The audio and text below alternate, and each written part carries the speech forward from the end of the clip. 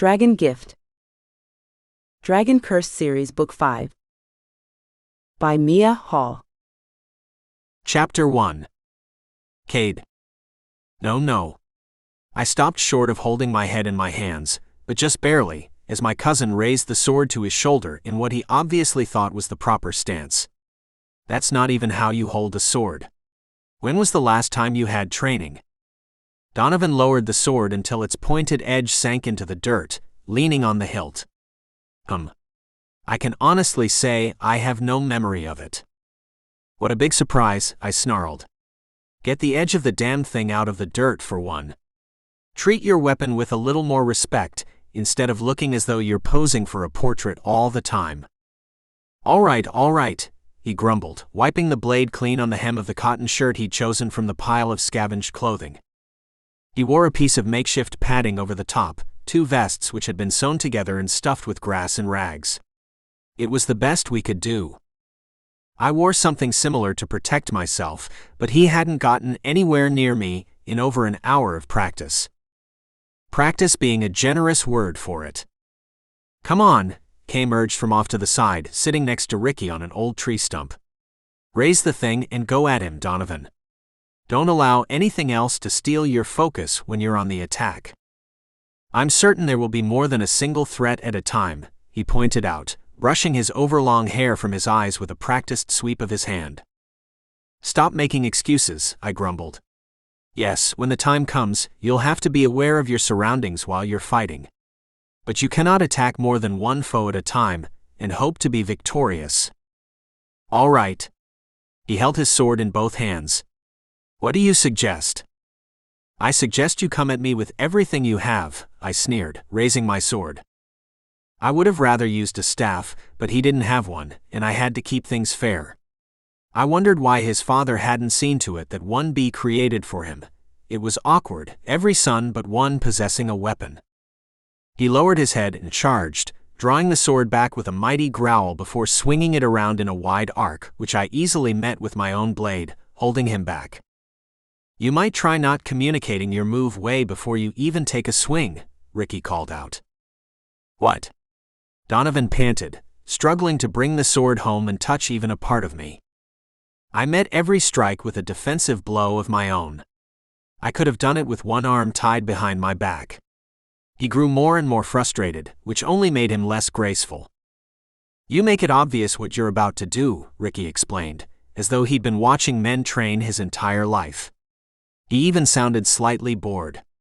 I mean, I could probably best you, and I have a bad leg. Cade unsuccessfully tried to cover up a laugh. The boy had a point too. You could come over here and try, Donovan challenged, lowering the sword so suddenly I lost my balance and nearly struck the side of his neck. I finally lost control of my temper. Damn it, Donovan. You can't simply give up in the middle of an exercise like that without warning me. I could have killed you just now. He pointed to Ricky with the sword, red-faced. Why don't you try telling him to keep his know-it-all mouth shut then? I can't concentrate the way you and Cade keep reminding me to with him running his trap. I was only trying to be helpful, Ricky argued. I ignored him for the time being. You think that's bad? Try facing down a dozen necromancers. You'll wish you had a 13-year-old boy shouting advice at you when that happens, trust me. This is nothing. If you can't handle a little constructive criticism, maybe it's best that you go home. Forget this. Donovan tossed the sword to the ground and spat at it, then peeled off his makeshift padding. Just forget it. I watched, torn between helplessness and rage, as he stalked off in the direction of his tent. Give him time, Cade said, picking up what his brother had discarded. He says he wants to prove himself, but when I give him the chance. I know. He's infuriating that way, isn't he? He shot Ricky a look. And you could have gone a little easier on him, perhaps. He pointed to himself, eyes wide with fake innocence. Me? You're the one who laughed. All right, enough. This has ceased to be a camp. It's more like a nursery. I handed my padding to Cade, who took everything to the supply tent without another word. What was I supposed to do with Donovan, when he seemed too inept at everything and showed no desire to learn. Ricky would have made a better soldier if he were a little older and stronger. Even with his bad leg, he had the mental strength and shrewdness I needed. It was then that I heard the first screams. All of us, everyone milling about the camp, turned as one in the direction of what used to be Houston, and saw the same black clouds spreading across the sky, coming toward us at light speed. "Get inside," I shouted to Ricky, pointing to his tent. People ran in all directions as the wind picked up, blowing out the fires and threatening the stability of the tents. I threw an arm over my forehead in an attempt to shield my eyes from flying dirt and dead leaves. It had been weeks since the necromancers had last attacked. We weren't exactly resting on our laurels as we waited to see what their next move would be, but there hadn't been any sign of ramped-up activity to give a clue as to their plans. Until now, when an attack raced our way. "Brogan!" I screamed when I caught sight of him. He was helping Raynell to their tent, as the two of them had a heated argument. Not that she needed any help.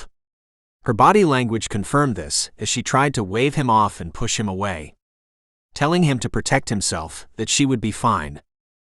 I looked out to where the cloud was growing and closing in on us, spreading like ink, dripping into a glass of water. Bolts of lightning extended down from the cloud, and when they flashed, they illuminated bits of the sky to reveal the presence of our enemy inside that black, roiling mass. My staff hung from my belt, as always, and I extended it once it was free. "Take cover," I yelled to no one in particular, as I threw myself behind a tree and peered out, before turning back to where Brogan was by now looking for someone. He grabbed Donovan and shoved him inside the tent he and Raynell shared, shouting instructions before turning toward the danger rocketing our way. He was almost too late. One of the necromancers, who must have been flying at the front of the pack, had taken note of his distraction and zeroed in on him. In the blink of an eye, it bore down on him with its gaping mouth open and tentacles at the ready. "Brogan!" I shouted, running for them with my staff outstretched while he fumbled for his. The monster's tentacles stretched out, close to wrapping themselves around his throat. "No." I blasted them once, twice, and the monster let out an ear-splitting shriek of fury as it pulled back, wounded tentacles flailing as though they were their own entity, separate from their owner. In their agonized writhing, they skimmed across the back of my hand and burned as though I'd thrust it into an open fire. I dropped my staff out of reflex as my nerves screeched in agony, but caught it with my other hand before it hit the ground. I wasn't as strong with my left as I was with my right, but it would have to do. By that time, Brogan was ready to fight, and it was his turn to cover for my weakness. Chapter 2. Cade. "This shouldn't take long to heal," Raynell assured me as she finished applying salve to the nasty burn on the back of my hand. At the first touch of her healing potion, the pain had begun to lessen. But it would still mean being weak without full use of my dominant hand. "Thank you for your help as always." I looked around the tent, observing the 5 wounded members of our army who rested on cots. None of the injuries were worse than a broken limb, which was a relief for once. While we couldn't afford to lose anyone to injury when it came time for the next battle, it was far preferable to losing them permanently. Raynell noticed where my attention had gone and made a sympathetic sound. "It was a brief battle, thank goodness." "Yes. Brief, but a reminder that our enemy hasn't forgotten us. Or given up. They were merely resting and regrouping." "We knew they hadn't gone anywhere," she reminded me, as though I needed reminding. I realized that. I wish I felt as though we were stronger. And I wished I had Lily with me, though I was glad she'd missed the battle. I would rather have her away from all of it, no matter how I craved her presence. Thinking about her made me think about Raynell and Brogan.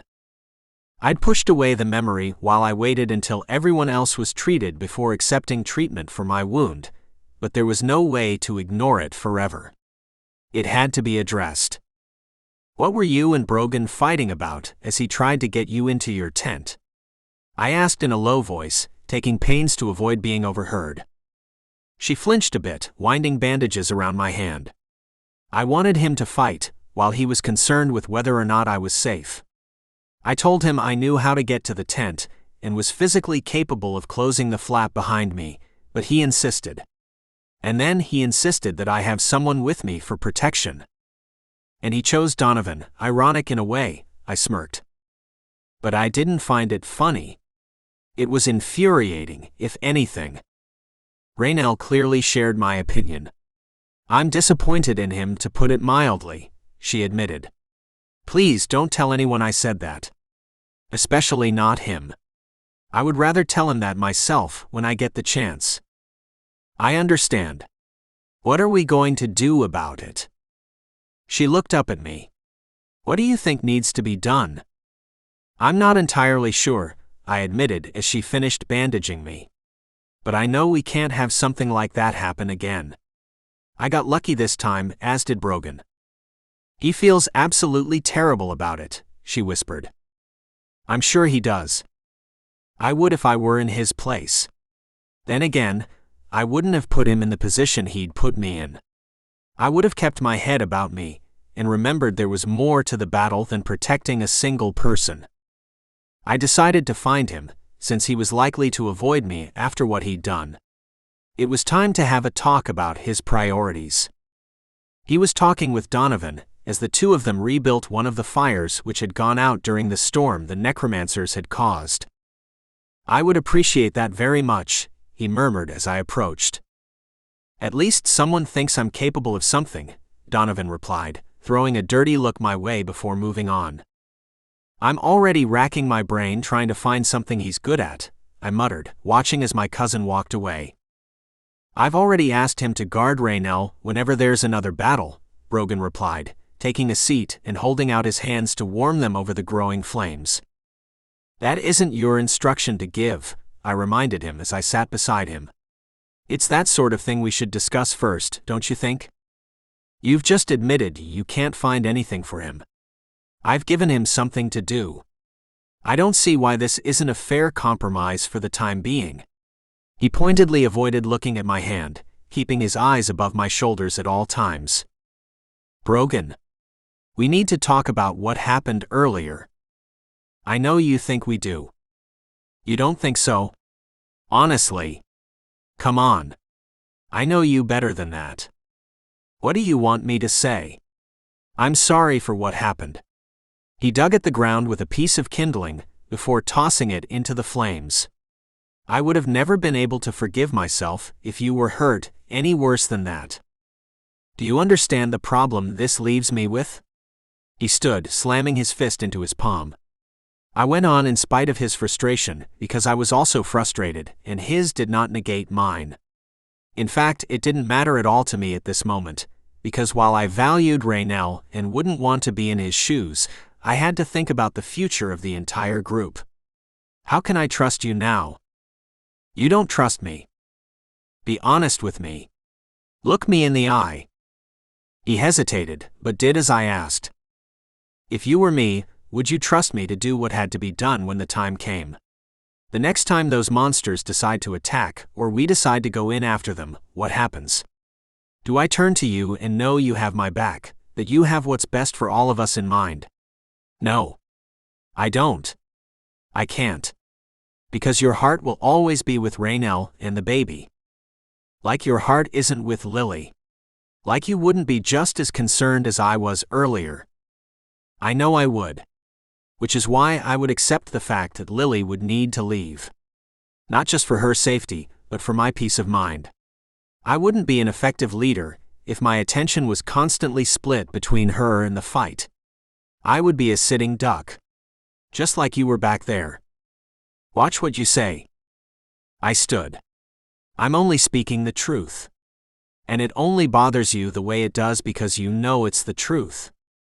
There is nothing wrong with my leadership or my ability as a fighter, he growled. That got my blood up. I didn't enter into this with the intention of starting a fight with you, but if that's the way you want to go, you could have fooled me while you were standing there with your mouth hanging open, waiting for that necromancer's tentacles to. Enough. Both of you. Raynell stood beside us, hands on her hips, glaring up at us. Do you realize there are people watching and listening? What do you think it looks like, the two of you bickering like little boys out here. The least you can do is take this someplace private. When Brogan turned, presumably to go to his tent, she stepped in front of him. However, I don't see any reason for the two of you to go on like this, she hissed. It's silly for you to deny that I'm holding you back right now. What? He snapped. I would never say that, because it isn't true. But it is. She softened, reaching up to take his face in her hands. My love, I'm in your way. I don't mean to be, and I know you don't mean to allow my presence to interfere with your ability to fight. The longer I'm here, the greater the chances of you getting hurt. Or getting somebody else hurt, as the case may be. She glanced my way, then back at him. I don't want to be here without you. I don't want to be without you either, but I couldn't live with myself if I knew I posed a threat to you. Please, for all of our sakes, try to understand that I need to go. Chapter 3. Aras. One moment she was there, and the next she wasn't. Oriana. I kept running in spite of the burning pain in my chest. Really, all I wanted to do was curl up in a ball and lick my wounds. Not literally, since I wouldn't be able to reach the slash across my chest if I tried, but figuratively. I needed a break from the insanity that had quickly become my life. I was too far from them to make sense of who exactly had taken her away. I only knew there were 3 of them, and that one of them had created a portal. By the time I reached the place where she'd fallen, there was no evidence that she'd even been there. But there was something to show that the others had been there. A portal. It was still open, swirling in place. She had gone through it with them. There was no indication of where it led, or what I would find on the other side. But she was there. They had taken her, and it was my fault for ever having lied to her in the first place. I couldn't accept the idea of her facing even further challenges, because of me. I could stay here, or I could follow her and at least be sure she was safe wherever her captors had taken her. I closed my eyes and stepped through the portal. And immediately wished I hadn't. What is this place? I whispered, turning in a slow circle. I'd never seen anything like it, not even in the ruins of what used to be Houston. Living death as far as the eye could see. It was startling enough to make me forget the pain in my chest, and even my worry over Oriana, at least for a moment. You are in the Forbidden. I jumped at the sudden, foreign voice. Behind me stood a short man in long robes with a long white beard. Who are you? I realized quickly that this was one of Oriana's captors. I recognized the robes he wore. And where is Oriana? That is none of your concern, he informed me. I couldn't tell if he was 1,000 years old or 100. His face looked surprisingly young, but the white hair told me otherwise. It is my concern, as she was with me in Sunderdell before you brought her here. She was running away from you in Sunderdell.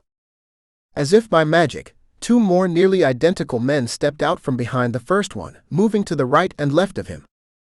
The 3 of them spoke as one. You don't know why she was, I said, taking a step backward in the hopes of falling through the portal and getting away from the 3 of them.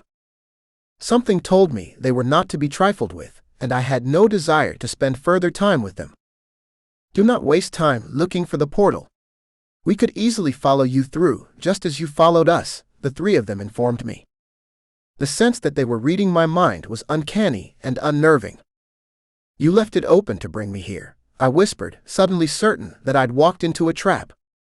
You are correct. In a flash, my arms and legs were bound by something invisible but strong. So strong, there was no chance of even wriggling back and forth. I was very nearly paralyzed, at their mercy. All except for my mind and my mouth. I found out why they left me able to speak. What is a dusk elf with no obvious connections to the king doing making arrangements with him? It was best for me to be honest, since there was no telling what they could do if they found out I lied. Did Oriana tell you about that? She had the wrong idea about my relationship with the king. I already tried to explain it to her, but she didn't want to hear about it. Why did you follow her here? Are you in the habit of stepping through unknown portals? I was worried about her. Perhaps you were trying to keep her silent. One of them moved closer, peering at me. You see, we're accustomed to knowing everything there is. All of the history of all the many realms in existence.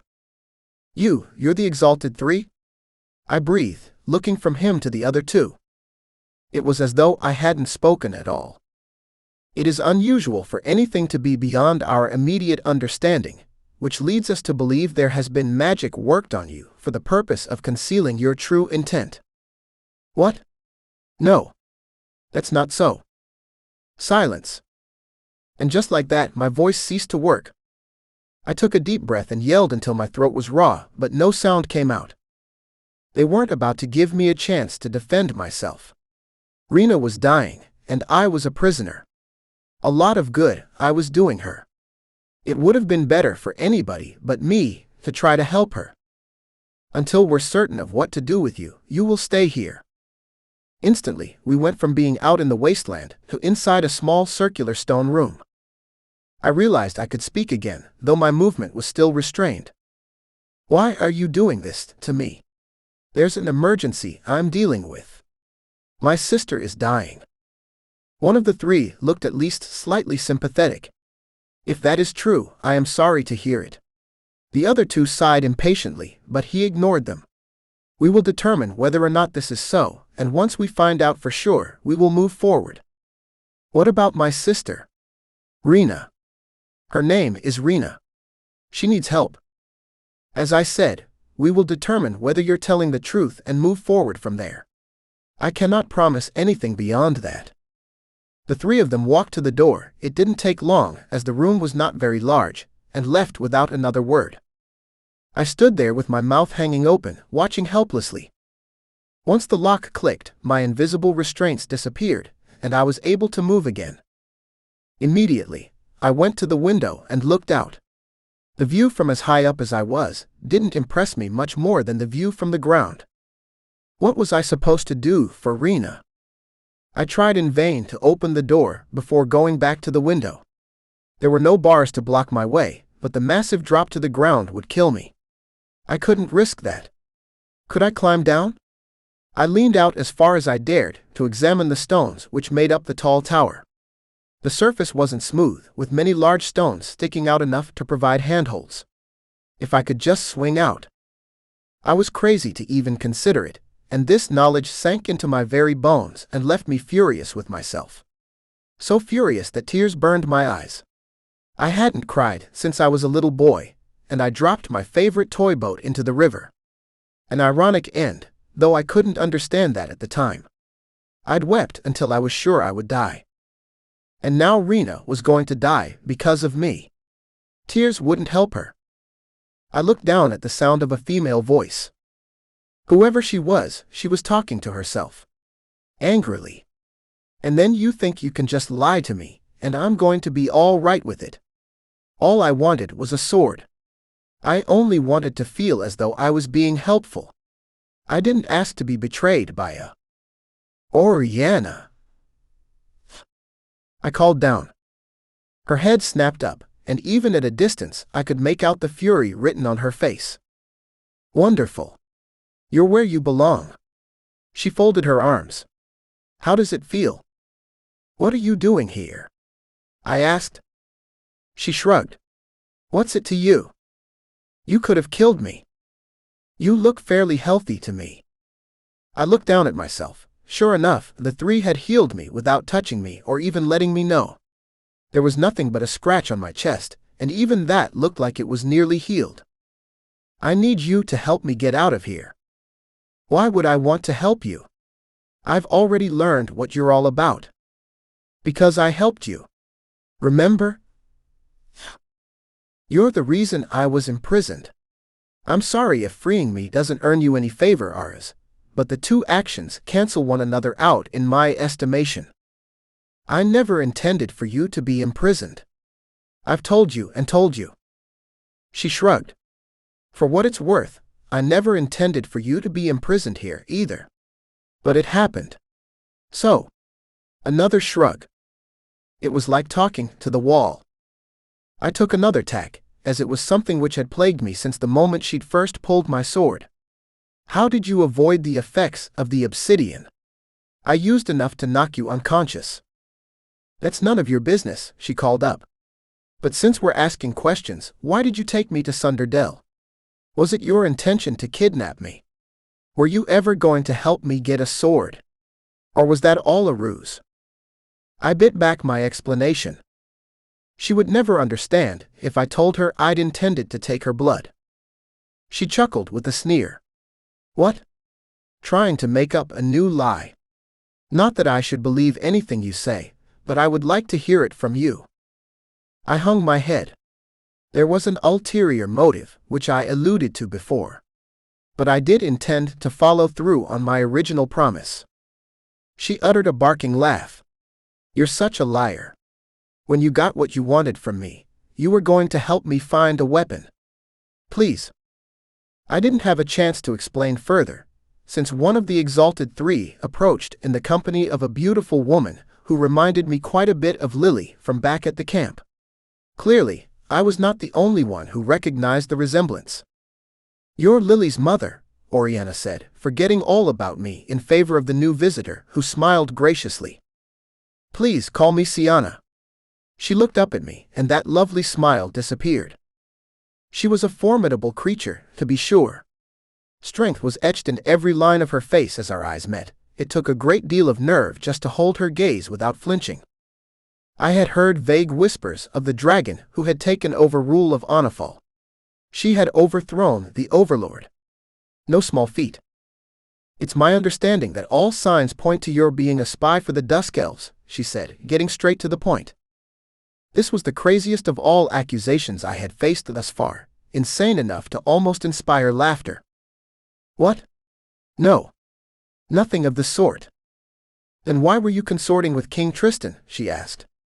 We've received word of a potential infiltration of Onifal, and your involvement with the king, this so-called arrangement the two of you have involving taking this young woman prisoner, all point to a nefarious scheme.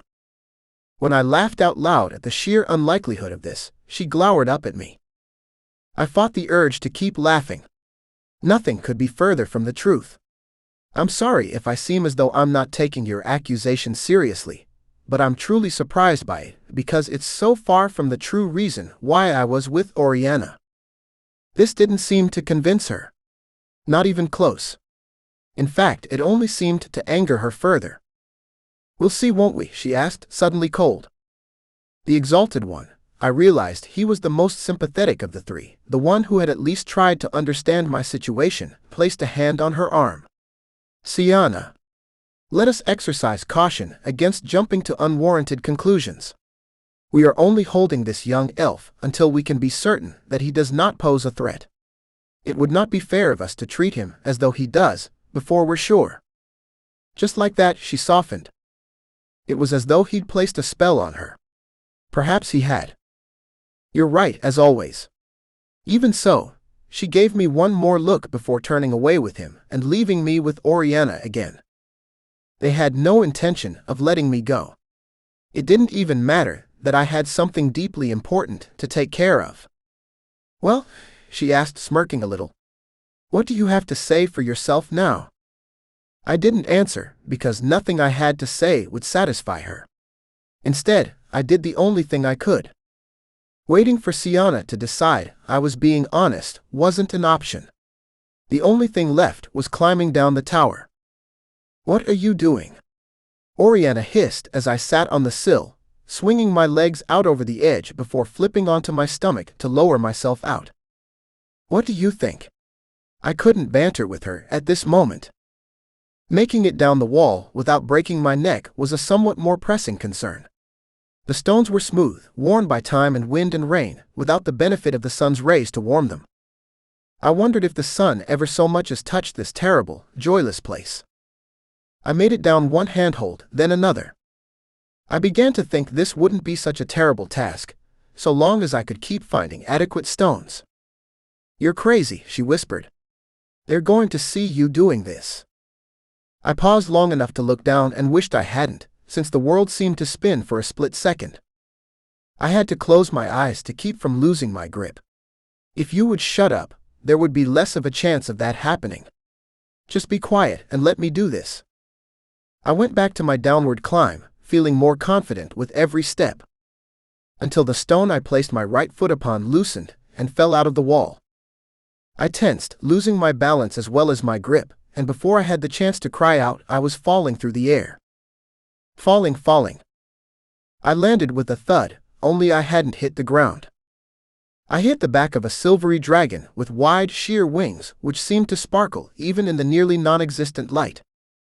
I realized all at once that it was Oriana, that she had shifted into her dragon to save me before I splattered all over the ground.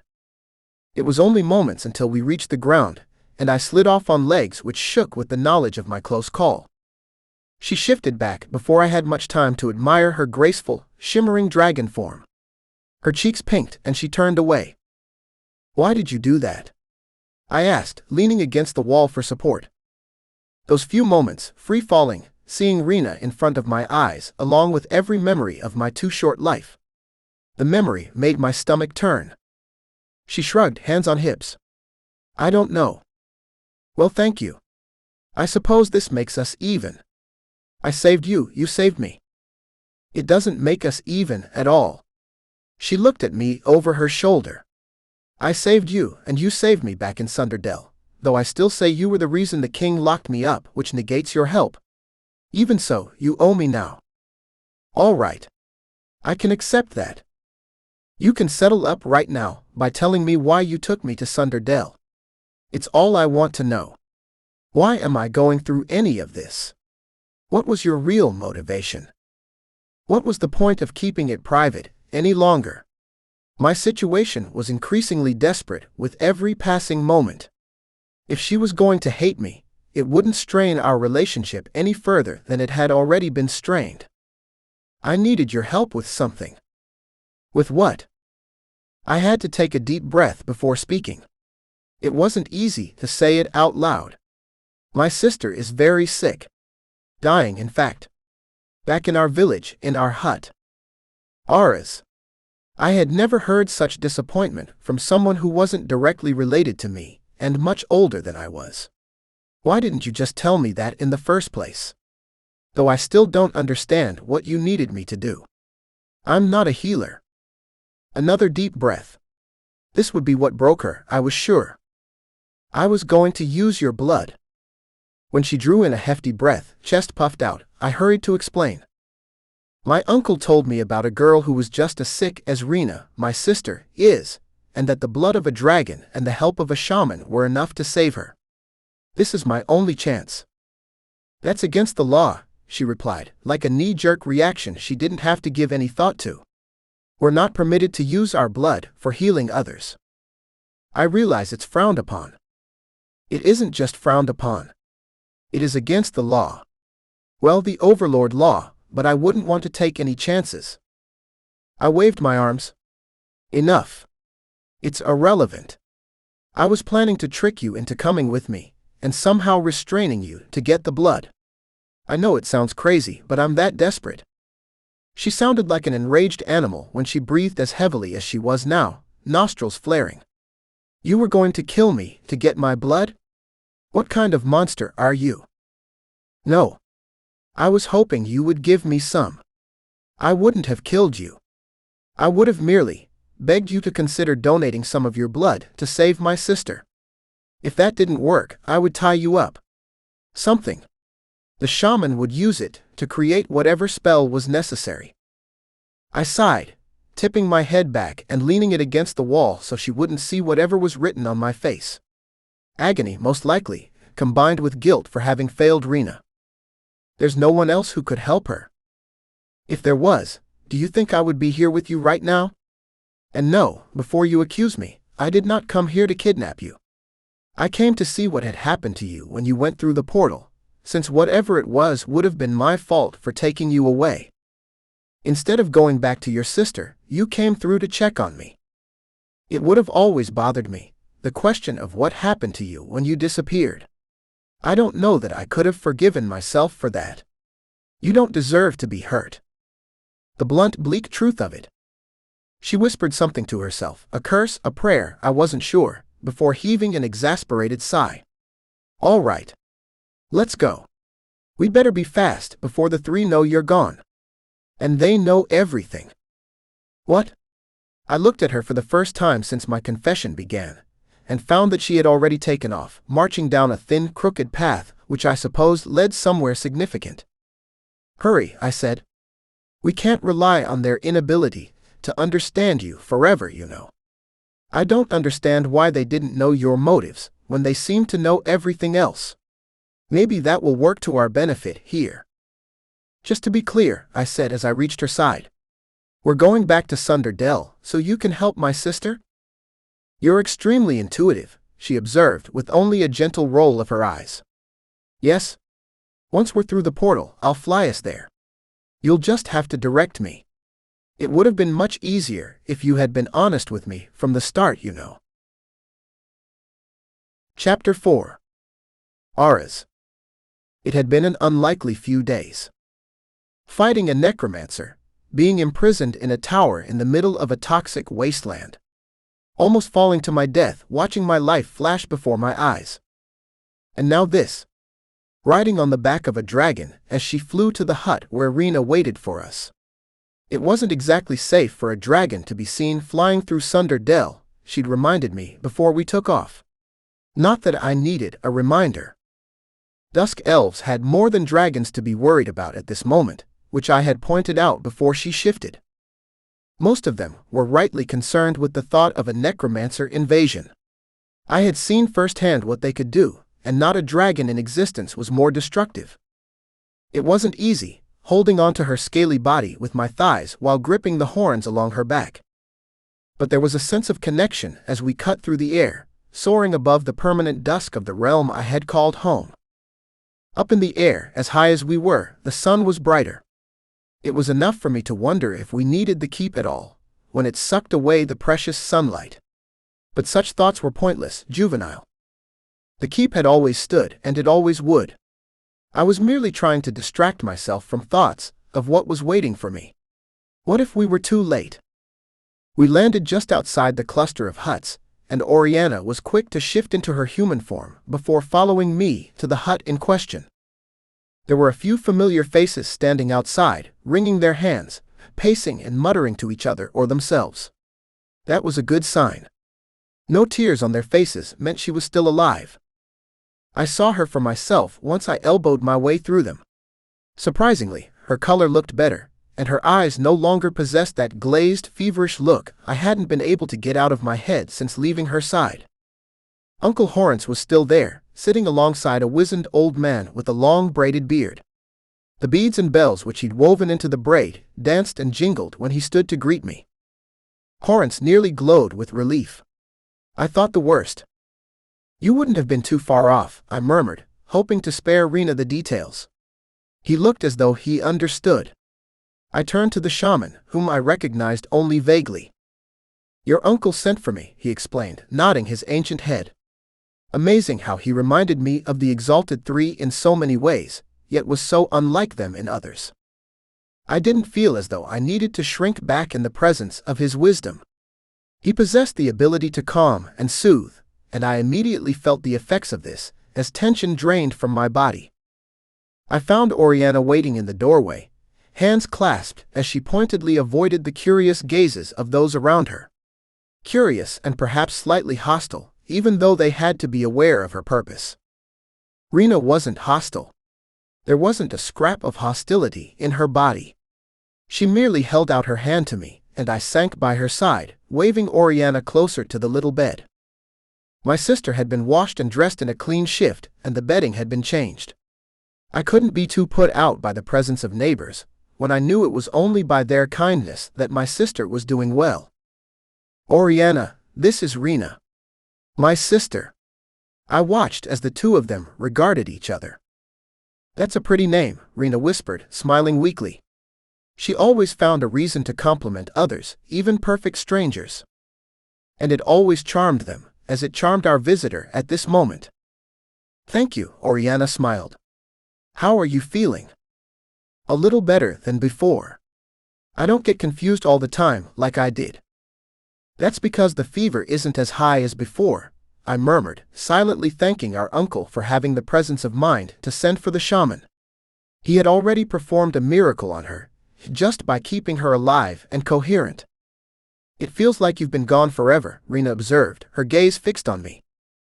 There was no judgment in her statement, no disappointment. Just her typical sweetness. She was merely stating a fact. "I tried to get back sooner. I really did." I squeezed her hand as tightly as I dared, wanting nothing more than to clutch her to me and will her back to full, vibrant health.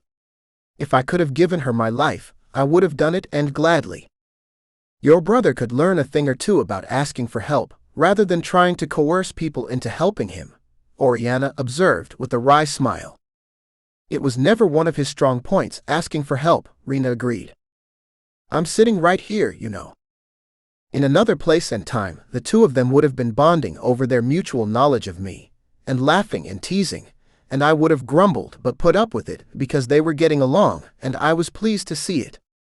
In the present, my heart nearly burst solely at the fact that Rena was able to speak at all. "I'd bet he was a terrible older brother, always teasing you," Oriana whispered. "I'm the older sister, so I've never had to put up with that."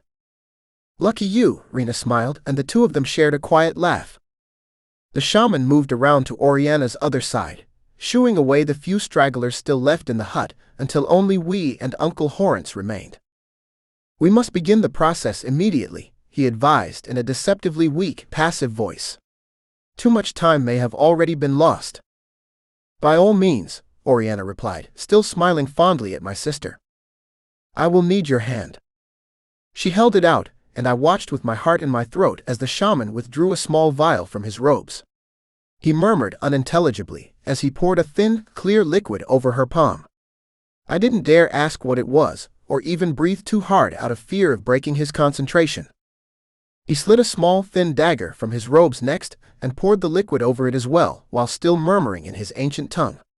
It was almost like music, soothing and sweet, rising and falling. He took Oriana's outstretched wrist in his free hand, and poised the blade over her palm. My eyes cut to her to gauge her reaction. She was serene, accepting what was about to happen. She didn't even wince when the blade drew across her flesh and left a thin, red line in its place. Maybe what he'd poured over her palm had numbed her. He held out a wide-necked vial and turned her hand over, allowing the blood to drip inside. I was transfixed. We all were. Not a sound could be heard except for that of the slow dripping. "This should be enough," the shaman decided, stopping the vial and handing Oriana a clean cloth. I directed her to the bucket of water we always kept in one corner of the hut, and she went to wash her wound. "What now?" I asked. "Now I create the potion. It will only take minutes. Do not fear, young Aras." He smiled, flashing uneven yellowed teeth, before taking the precious blood to the table on which we normally took our meals. I couldn't see what he was doing, as he worked with his back to me. "I feel much more hopeful now," Rena whispered with a stronger smile than before. "Hope is so important," Oriana replied as she came back, wiping her palm dry, then wadding the cloth and pressing it to her cut. "My friend Raynell is a healer, and she always talks about how important it is to boost a patient's hope. It works wonders truly." She had a point, as Rena's color had already improved. As for myself, I was breathing much easier than before, finally in the home stretch of what had turned out to be a much longer race than I'd bargained for. "You'll be well again soon, dearest." I pressed my lips to her forehead, eyes closed as I wished fervently for the cure to work quickly. I fully intended to help Oriana obtain a sword, after all she had done for Rena. It was the least I could do to repay her. "All right, little Rena." The shaman came back even sooner than I'd expected, now holding a clear vial full of deep blue liquid. I couldn't begin to imagine what he'd done to change the blood to that color from its original ruby red. As long as it cured Rena, I didn't care. Oriana and I moved aside, and the shaman helped my sister into a sitting position. Even that small act seemed to exhaust her, and my heart clenched. "Now, drink carefully, as we do not want to lose so much as a drop." Rena nodded in obedience, and opened her mouth as the wise healer tipped the vial inside. I held my breath, and Oriana grabbed for my hand, clenching hers around it while we watched. Rena swallowed once, twice, before the liquid was gone. She closed her eyes with a weak little smile. "Thank you," she whispered. "Are you all right?" I asked, peering over the shaman's shoulder. Her eyes opened, turning toward me. She didn't get the chance to finish her thought before a series of racking coughs tore through her, making her thin little body look as though it were in the midst of convulsions. Uncle Horace held a cloth to her mouth, and when he withdrew it, we all saw the specks of fresh blood. "What's happening?" I asked, squeezing Oriana's hand harder than ever in an attempt to vent my growing panic without alarming my sister. She sank back to the pillow, drained. "I'm not certain," the shaman replied. For the first time in all that had transpired, I felt real fear. I'd only thought I knew what fear was all about, before I heard the uncertainty and surprise in his normally even voice. We watched in horror as a trickle of blood ran from Rena's nose. "Oh no," Oriana whispered. "What's wrong with her?" I asked no one in particular. "Rena dear, what's happening? How do you feel?" I don't know," she gasped. "I feel strange. I can't describe." Her eyelids fluttered, but she managed to hold on to consciousness. "This is not supposed to happen," the shaman insisted as he wiped the blood from her face. "I've performed this ritual before, many times. Pure dragon blood is always the cure." "What?" Oriana's question sent chills down my spine. It was the way she said it, that and the panic in her eyes when they met mine. "You never said anything about my blood needing to be pure." Chapter 5. Aras. I had to be imagining this, or dreaming it.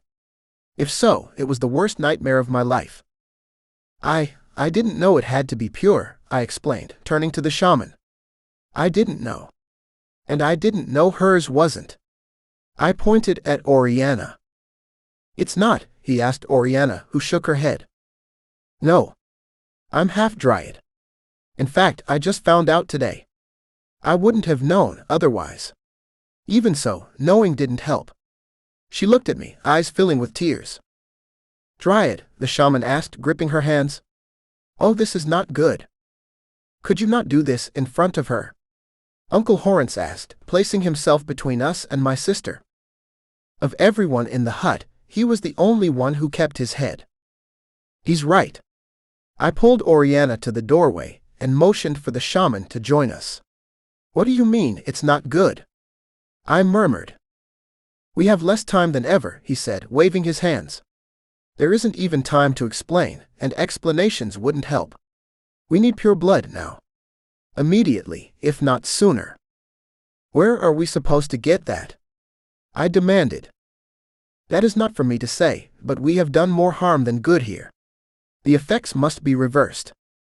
"Isn't there anything else you can do?" Oriana hissed, looking past him to where Rena lay dying.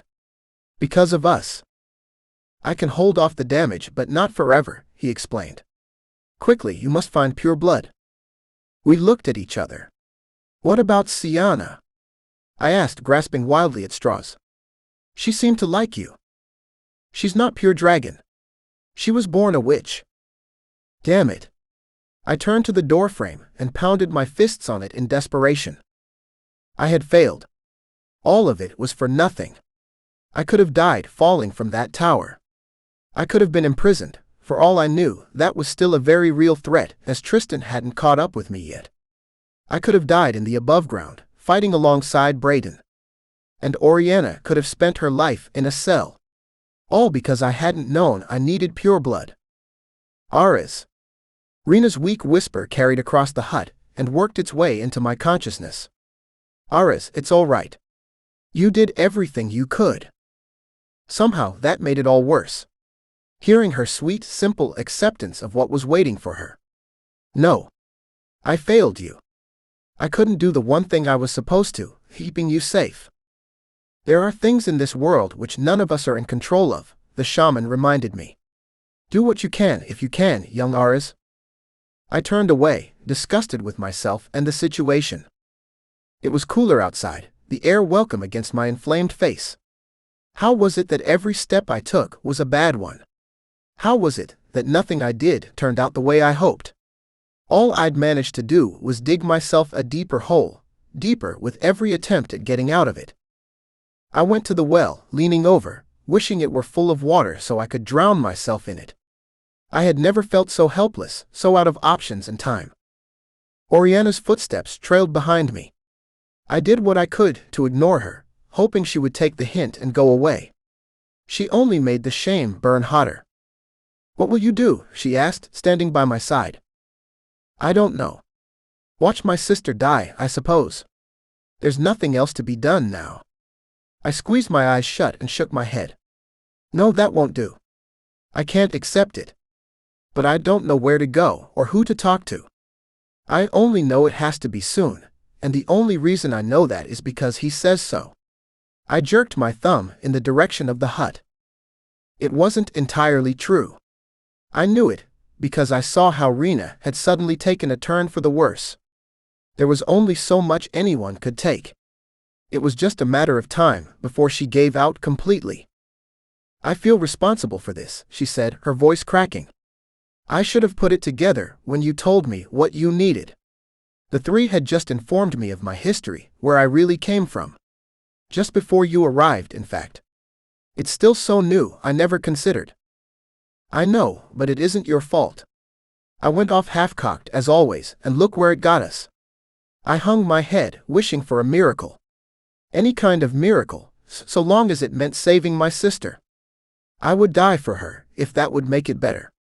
I'd do it without thinking twice, so long as I knew she would live and be happy and healthy. "I don't think it would come to that," Oriana replied, her hand on my back. It was a comfort to be sure, but it did little to soothe my deepest guilt and shame. "Do you have any ideas, then?" "I do." I looked at her, mouth hanging open. "You do?" She nodded. "Come on. I'll shift and then we're flying out of here. I have an idea."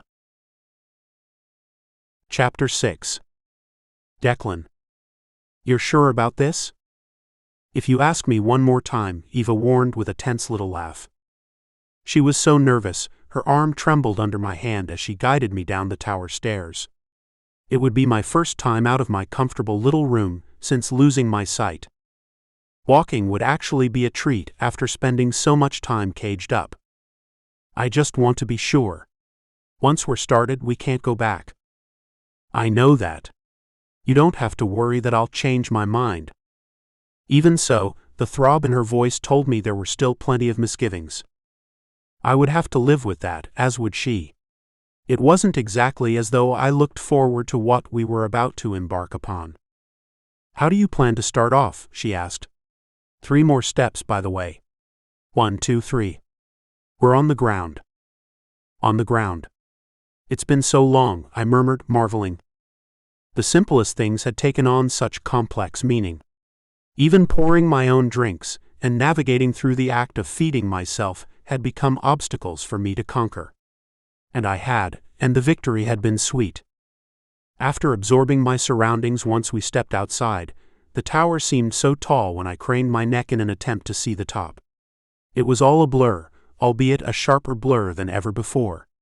I knew the quality of my eyesight wouldn't last as the day went on.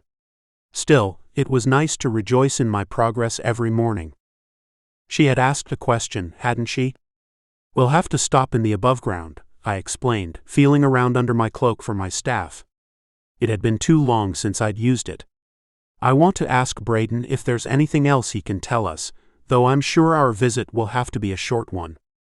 We'll be fortunate if we don't arrive in the middle of a battle." "Oh, don't remind me," she groaned. "I'm sure it will be all right. It's not as though I'd allow anything to happen to you, anyway." I cleared my throat, suddenly uncomfortable. "Once we know all there is to know, we'll be on our way to Sunderdell." "You brought the pack?" "Of course." I held out an arm, allowing her to slide the knapsack strap up to my shoulder. It held flasks of water and enough food to get us through at least a few days. Where we would acquire anything after that was anybody's guess. We would have to work on it as we went along. I wasn't accustomed to following the flow of a situation, Normally, I'd wait until there was a solid plan in place, then move forward. This was completely foreign to me, as foreign as allowing Eva to lead me. "This is a clear spot," she said, coming to a stop not far from the tower. "Is this good?" "Perfect." I extended my staff with one quick, sure movement. Even something as simple as that was a minor victory. I felt more like myself than I had in ages. "Take a firm grasp of my arm." She squeezed nearly hard enough to hurt, but I didn't dare tell her to ease up. "All right. Here we go." I raised the staff high, then slammed it into the ground while focusing my intention on reaching the above ground. I could see the camp as it had looked when I'd last visited. No more than a single moment passed, but that moment made all the difference. We'd gone from the bright, shining, vibrant world of Onifal to the dreary, overcast, burned-out wreck the necromancers had created in the above ground. Eva's groan of dismay told me that I wasn't misinterpreting the smudges and shadows around us. "I didn't think it would be quite like this," she whispered, near tears. I remembered that she was a dryad, and they all felt a strong connection to nature, trees, and the like. The sight of such destruction took a toll on her. "I'm sorry," I murmured. "I didn't consider how this would affect you." No, I'll be all right. I can handle it." And she could. I was certain of that. Even so, I felt a keen sense of sympathy and the desire to protect her from anything worse than what we were already looking at. To our right was a series of campfires, and the sound of feet hitting the ground as someone ran to us. Declan. I would have known my brother's voice anywhere. Came. He enveloped me in an awkward but firm hug. We were not accustomed to showing affection, especially not physically, but it seemed to suit the situation. I hadn't seen him since before bringing Lily to Forbodden to face. I went rigid at the memory, and he pulled away. "You know none of us blame you. Right? You do know that." "I know. But it doesn't stop you from blaming yourself," he surmised. I didn't need to see the wry smile to know it was there. "I must admit, it isn't as bad as it was at first. Much like my eyesight," I continued, in hopes of directing the subject away from our dead father. "You look better than I expected," he observed, laughing. "Still ugly, but better." "Look who's talking," I muttered, which only made him laugh again. I noticed Eva shifting from one foot to the other at my side, and remembered that she had no idea who I was talking to. "Eva, this is my brother Cade." "It's a pleasure to meet you," she said. "The pleasure is all mine. It isn't often we're treated to loveliness in this wasteland." I bit my tongue before I had the chance to tell him to watch it with the charm and flirting. I had no claim to Eva's affections. Still, his compliments didn't sit well with me as the two of them exchanged small talk. "We're here to speak with Braden, if he's available," I cut in, raising my voice until it was slightly louder than it needed to be. "What was wrong with me?" Cade snorted. "Well, I see you're in a hurry. I only thought I would get to know your friend." "Eva is my guide and my healer," I explained, more irritated than I had any right to be. "And I knew it. We don't have much time. It's important that I speak to Braden quickly." "Why?" Eva touched my arm as if to silence me, but she had no such right. "Because we're going to Sunder Dell, to find the poison which was hidden there. Braden would know more about it than I would. Any little bit of information is sure to help." "You're what? Have you lost your mind?" By this time, we were attracting attention. I could make out several shapes as members of their army joined us, watching from a distance. "Listening. I'm not here to argue the point with you, and I don't recall asking for your blessing before moving forward," I reminded him in a tight voice. "You'll have to forgive me, but I gave you more credit than this," my brother muttered low enough that only I could hear. "You know your limitations at the moment. I can see it for myself. Your eyesight hasn't fully returned. Which is why I have Eva with me. I mean no offense, but she doesn't look as though she'd be a strong ally if it came time to fight." "No offense taken," Eva piped up. I wasn't even aware that she could hear us, nearly whispering as we were. "I'm not going to argue the point," I said, holding up a hand when he began to protest again. "We don't have much time. I have to do something, Cade. I refuse to sit by and allow everybody else to do my fighting for me." "Declan?" Another familiar voice, one I wouldn't have expected in 10 lifetimes. "Donovan?" I turned to Cade. "What in blazes is he doing here?" "It's a long story. And you wonder why I feel guilty just sitting by," I managed to reply before our brother reached us. "You're looking well." Donovan slapped me on the back. "Have you come to fight?" "Does it look as though he's well enough to fight?" Cade asked. "He would probably do better than me," Donovan chuckled. "You don't know how right you are," Cade replied, his voice dry. "This is all very nice, but I do have to see Braden. Please don't think I'm not glad to be with you. It's only that we don't have a lot of time." Donovan raised his arm, pointing. "He's in his tent. I just passed by." Eva held out her arm, nudging me with her elbow in a silent signal, and I placed a hand over it before allowing her to lead the way. I felt their eyes on me, all of them watching as poor half-blind Declan relied on a girl half his size to lead him around. They would see when I came back with the poison. Cade walked alongside me. "Donovan wants to help. He came on his own." "I don't like it."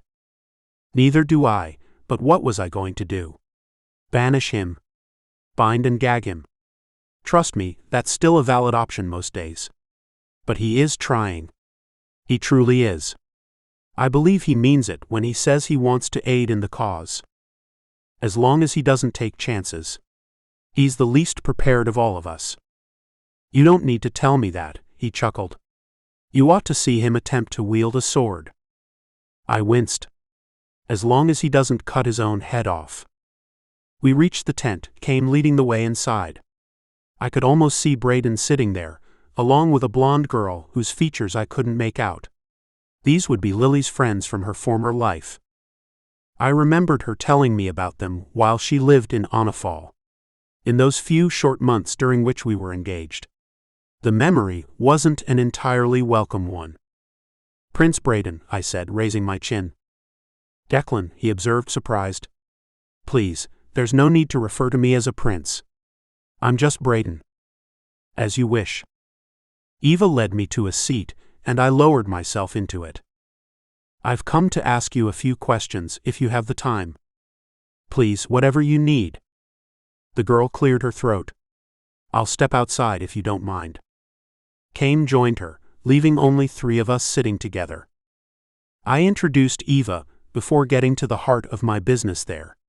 "We intend to go to Sunder Dell and search for the poison you told Lily about." He hissed through his teeth. "That's a fairly tall order, is it not? Are you certain you wish to take on such a dangerous mission?" I wished he wouldn't put it that way in front of Eva. She was apprehensive enough without the reminder of what we were about to get into. "I'm sure we'll be just fine. Remember, I was leading armies in Onifal while you struggled with your calculus classes." A reminder of just who I was, and just who he'd pretended to be for a long time. To his credit, he chuckled instead of becoming angry. "Fair enough. And I assume this lady will assist you." "Eva?" "That's right," she said. "I'll serve as his guide." "That's very noble of you. Both of you." He ran his hands through his hair, though, shaking his head. "I wish I knew more than what I told Lily, but I don't. Not much more, anyway. I've given it a little thought since I told her the story, though, and the most likely location I can come up with is the caves along the western coast, just off the beach." "That narrows our search area down considerably," Eva observed with more than a little relief in her voice. "Yes, but there are dozens of caves," he reported, sounding apologetic. "That's another reason why it makes sense that they'd hide it there. Which cave to choose from? Whichever one it is, the poison would be easy to transport back and forth on boats, thereby avoiding notice over land. In my opinion, it's the most likely scenario." I mulled this over, nodding as it became clear that he made sense. "All right. That's where we'll start. Start what? I turned at the new presence, someone who had just entered the tent. Raynell, Brayden said, standing. Then a tall, ruddy dragon entered the tent. Brogan. I held out a hand to greet him, and he took it. Cade's cousin on his mother's side. We'd crossed paths many times in our youth. He slid a protective arm around Raynell's shoulders. Where are you going? Raynell asked, escaping Brogan's embrace before coming to me. Sunderdell. She was carrying his child, another fact which revealed itself to me when she was closer. To do what? To search for the poison hidden there. Brayden thinks it's in the caves along the coast. She nodded. A good theory. You could be right. How do you plan on getting around? I'll be guiding him, Eva explained. There was no mistaking the note of authority in her voice. I mean no offense, Raynell replied, but are you familiar with the area? You appear to be a dryad. What of it? Again, no offense. I only mean that you have no reason to be familiar with Sunderdell, much less its coastline. She looked up at me. Whereas I am well acquainted with it. What are you saying? Brogan nearly exploded. I wondered if that moment would be a good time in which to excuse ourselves. Raynell, however, was having none of it. She was as calm as still water when she turned to him. We've already discussed this. I feel it would be best to go elsewhere for a while, so as not to distract you from what needs to be done here. She walked out of the tent without any warning, leaving a sputtering Brogan in her wake. But not for long. He barreled out after her, and I couldn't help but follow out of keen interest and the realization that yes, while Eva was trustworthy when it came to acting as my eyes, she wasn't familiar with the territory. We could use someone like Raynell, even if the thought of her pregnancy slowing us down didn't thrill me. I wasn't one to talk, however, seeing as how I was already a liability. You can't be serious. You're going to go off on some fool mission to track down something which may or may not exist, he bellowed. Then, Cade, do something about this. Cade. My jaw tightened at the mere mention of his name. I saw him, his silver skin, as he approached with his palms out in a defensive gesture. What's the problem? Raynell wants to come to Sunderdell with us, I called out. Declan, he said, nodding. I suppose that makes sense. She knows the place well enough. You mean, you're just going to stand back and say nothing about this? Brogan demanded. I think I already spoke, did I not? Cade countered. Brogan, my friend, please. Don't do this to yourself. It isn't worth getting so worked up about. She feels that she would be of greater use elsewhere. And you think I should just stand back and allow this to happen?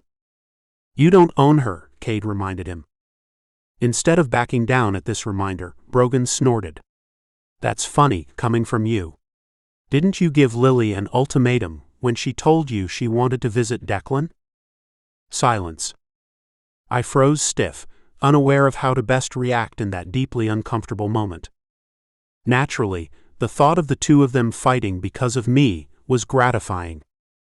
It felt good to know I could still get under his skin, as childish and petty as it was. Unless I wanted a fight with Cade, a fight in which I'd be sorely outmatched, I fought back the smile which threatened to show itself and waited for him to respond. He drew a deep breath.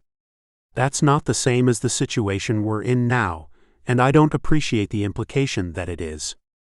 We've already discussed the possibility of Raynell going somewhere else, and this might mean the success of our cause. If the poison is found and we can use it, it could bring an end to the war. Why wouldn't I want her to go? It's too dangerous. I'm a grown woman, Raynell reminded him as she exited a tent with a bag over one shoulder. She had packed quickly. What about your patients? What about your work here? Brogan asked. I had to give him credit for asking a fair question. Things are well in hand, and I've trained 4 others to work along with me. I thought the training would come in handy when my time comes, she murmured. I'm sure we won't be gone for more than a few days, I offered, hoping it would be even less than that. I'm going with you then, Brogan announced. If it won't be that long, there's no reason for me not to go. I wouldn't be missed. That's not for you to say. Cade's terse interjection told me how close he was to losing his patience. My love, I'll be just fine. Raynell's tender touch did little to settle Brogan's anger. I turned away from their intimacy, suddenly uncomfortable and more than a little envious. Where was Lily? Why wasn't she here, taking her friend's side? I assumed she was with Sienna, but thought it best not to ask. What if you aren't? Brogan asked. Brogan, I called out. For what it's worth, I wouldn't allow anything to happen to her. My apologies, but your assurances don't mean much to me at the moment. He looked at her once more before storming away.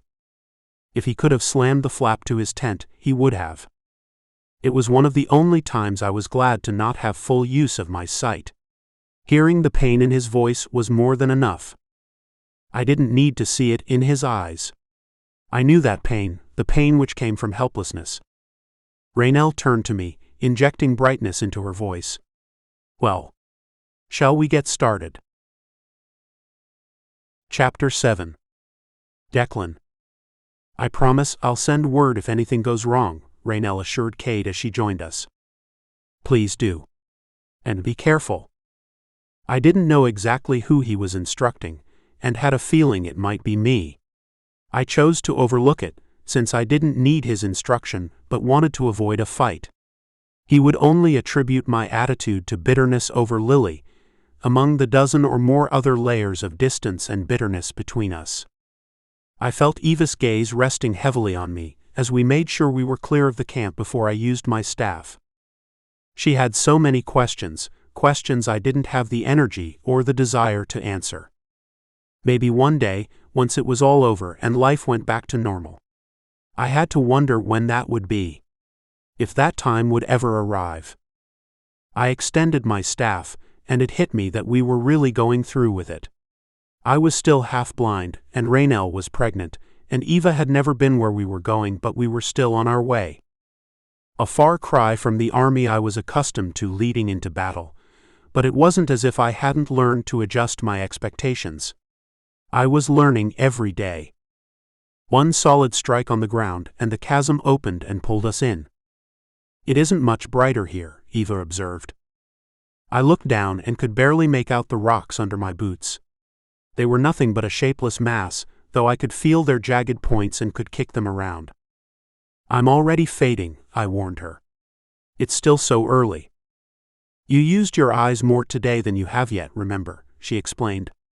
You grew accustomed to the things in your room and outside the window. Your eyes have had to adjust many times since we left Onifal. Right. Another miserable reminder of how far there was to go. Whenever I felt as though I had made real, solid progress, something had to come up and remind me that I wasn't half as well off as I imagined. They'll get stronger. If anything, this trip will help greatly. She patted my shoulder in an irritatingly supportive way, and it was all I could do to stay silent. It wasn't her fault. She was only trying to help. If I repeated this enough in my head, I might get through the mission without losing my sanity or my guide. My friend. I hope you're right. I turned to Raynell, who looked out across the water. It was nothing to me but a flat gray expanse. The only thing to give its presence away was the sound of it lapping against the shore. You're all right.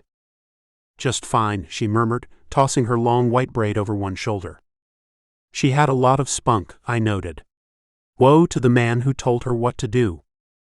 Raynell glanced my way. It's just that I haven't been here in a long time. I was certain I'd never see it again. Why's that? Eva asked. She had a penchant for asking awkward questions I would have just as soon left unanswered. At least it was Raynell she was bothering instead of me. You saw what happened back there. Brogan. Our relationship is not exactly accepted. I had to give up a lot of my old life when I chose him. Eva made a sympathetic noise, and I cleared my throat to put an end to the sentimentality before it went any further. We should get moving if we plan to make good time, I announced, waiting for Eva to offer her arm. She did, and Raynell led the way down the shoreline. What do you see? I asked Eva, desperate to add a little texture to what I was seeing. It was all blending together, more and more the longer I looked around. There are no dusk elves, she observed, her voice low. The place looks deserted. It's very desolate. If I might interject, Raynell spoke up. The reports we received in camp stated that most of Sunderdell evacuated to the south, as the necromancers began their invasion in the north. Eva raised her free arm, pointing to my right. There are huts and cottages there, perhaps 5 minutes from here, but they're empty. A few of them with open doors and windows flung wide. They were in a hurry. You've seen what happened in the above ground, Raynell murmured. I'm sure they did too. We're all well acquainted with moving between realms, disguising ourselves in order to fit in. Did you do much of that? Eva asked. Another personal question. I refrained from grimacing, but just barely. Not very much, Raynell chuckled. No, I was much too serious. Studying to be a healer. At least we won't run into dusk elves at every turn, I observed, once again attempting to steer the conversation away from personal matters and back toward what needed to be discussed. Strategy, for starters. Yet it was as though I hadn't said a word. How long have you been practicing as one? I only ask since it's my vocation as well. I gave up all hope of keeping our conversation away from personal topics at that point. The two of them talked about their studies, patients they had treated, even my progress. It was easier for me to tune them out and focus on what we would do when we found the poison. How would we find it, for one? Explore every cave and simply hope we came across the right one before Raynell had her baby. Because if there truly were dozens of them to choose from, it just might take that long. I wondered if we should have brought a larger number with us in order to split up the work, but there was no way Cade would have allowed it, and Sienna needed the troops in case they were called upon to fight.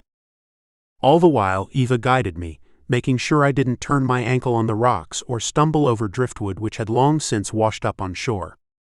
We stopped to rest on occasion, with Raynell assuring us she didn't need to, but always groaning in appreciation when we did.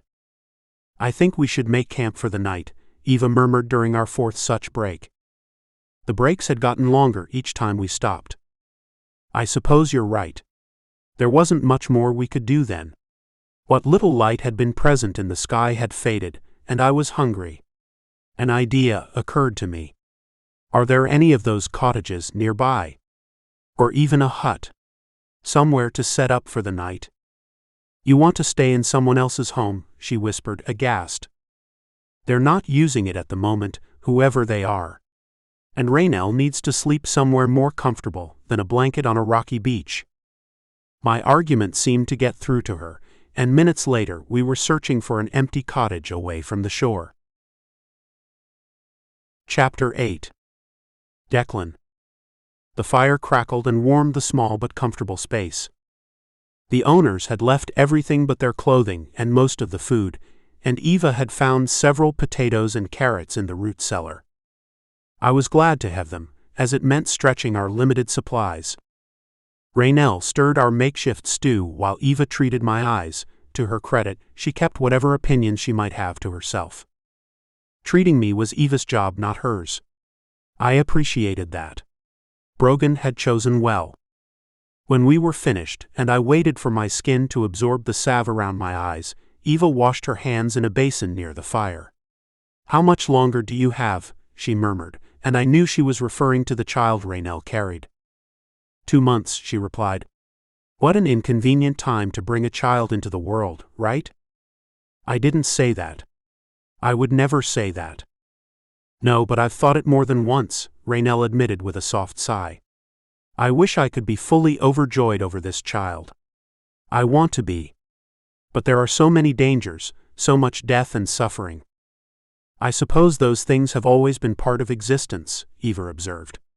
I'm sure this can't last forever. I'm sure you're right. And it depends upon us too, doesn't it? The two of them chuckled. That's another reason why it was so important for me to come with you. If there's any way to destroy this threat from the necromancers, I want to find it as soon as possible. I want a better world for my child. I want that for you, Eva murmured. Every child deserves to feel safe and protected. And loved. The sadness in her voice spoke volumes, though I didn't dare ask where the sadness stemmed from. I was never one to voice my observations that way, not when it came to emotions. It simply didn't come naturally to me. I could train soldiers and lead them into battle, but when it came to asking someone I had spent day after day with why, she sounded as though she was fighting back tears. Raynell did it for me. Are you all right? I didn't mean to upset you. No, you didn't upset me. Don't worry. I was only remembering my childhood, which is something I try to avoid. Not that it was terrible, she added hastily, but it wasn't always easy. I often felt different, excluded, and I didn't always understand why. Not until I grew a little older. What did you discover? I realized I was listening closely, waiting to hear her response. She waited a long time to answer too. When she did, there was no light or energy in her voice. She didn't sound like herself at all. I did vaguely remember something happening when I was a small child. Very small. As a result, I was separated from my family. I spent my life in Lakewood. A family of witches took me in. Sisters. They were my aunts always. I still see them that way. Lakewood. That was where a high concentration of witches made their home. I had never been there, but had always heard it referred to as a sort of paradise. They tended to stay within their own borders, avoiding conflict with the other realms. The idea was a nice one, especially in light of what I'd seen all around me for months, but I had to wonder how much more progress we could have made against our enemies with the help of dozens of witches. Were they good to you? Raynell asked. I heard her removing the lid from the pot, stirring the stew. An enticing aroma filled the cottage and made my mouth water, though I gave no indication of noticing it or even of hearing their conversation. As far as either of them knew, I might be sleeping. Oh, very. Always. They were loving and doted on me, maybe too much sometimes. Even so, I wasn't like them. I came to understand as I grew up, like I told you, and they did train me in the healing arts. The closest thing to a compromise any of us could come up with. Even so, children my age made it a point to ostracize me, and I never knew what I had done wrong. They even made fun of me for having no parents. Children can be cruel. They can. Even so, I know I was fortunate. I'm sure there are others from that terrible time who weren't afforded the opportunity I was. Other children like me. The way she described it, I had the impression that there was some sort of plague or war which wiped out a segment of her village. She'd lost her family, as had others. I tried to recall any stories of such an occurrence among the dryads, but nothing came to mind, and she certainly wasn't offering any further information. The room fell quiet. What would it be like to lose one's family at such a young age? I couldn't imagine it. There was much more to Eva than she revealed. The sweet, pleasant demeanor disguised a much stronger core. I finally understood, or thought I did, what she meant when she'd spoken of wanting to play it safe. She had already seen enough suffering to last her a lifetime. I fell asleep before the stew was ready. Chapter 9. Oriana. I hoped I wasn't making a huge, terrible mistake as I flew us to Honorfall. My dragon was happy just to be in the air. She hadn't had the chance to fly in far too long, and the tightness in my wings when I had first unfurled them was testament to this. With necromancers taking to the skies as they tended to, Cade felt it best for us to keep our feet on the ground unless we were in the middle of a battle, and even then, we weren't able to defend ourselves well if we couldn't hold a weapon. Not that he would ever let me hold a weapon. As I soared with Aras on my back, my conscious mind went over every possible pitfall of what I was about to do. I hadn't seen Jorah in as long as I could remember. The last thing I'd heard about him back at the Citadel was that he'd gone to visit family in Valaport. He was my last hope. Rena's last hope. She seemed like a sweet girl, and Aras adored her. The feeling was mutual. I still hadn't gotten over his lying to me, and lying so blatantly and clumsily, but none of that was her fault. She shouldn't be punished for his stupidity. And his heart was in the right place. The sky was a clear bright blue when we crossed from Sunder Dell to the outskirts of Onifal. I could breathe more freely in Onifal. It was my childhood home after all, and still would be if it weren't for my uncle and his treachery. I wondered if the rumors of an underground movement to put Cade in charge were true. Maybe Jorah would know something about that. Or he might just as easily refuse to see me. Those last moments with him were still fresh in my mind, though it had been months. I couldn't even remember what we'd fought about anymore. That was always the way, I guessed. I'd seen Cade and Lily fight enough and make up enough to know that by the time they made up, neither of them remembered exactly what had started them off. It didn't matter exactly what had set Jorah and me off though, because it was the final straw. The last in a long line of problems between us, which I'd tried diligently to ignore. Why was it so much easier to understand that sort of thing in the future, once it was all over?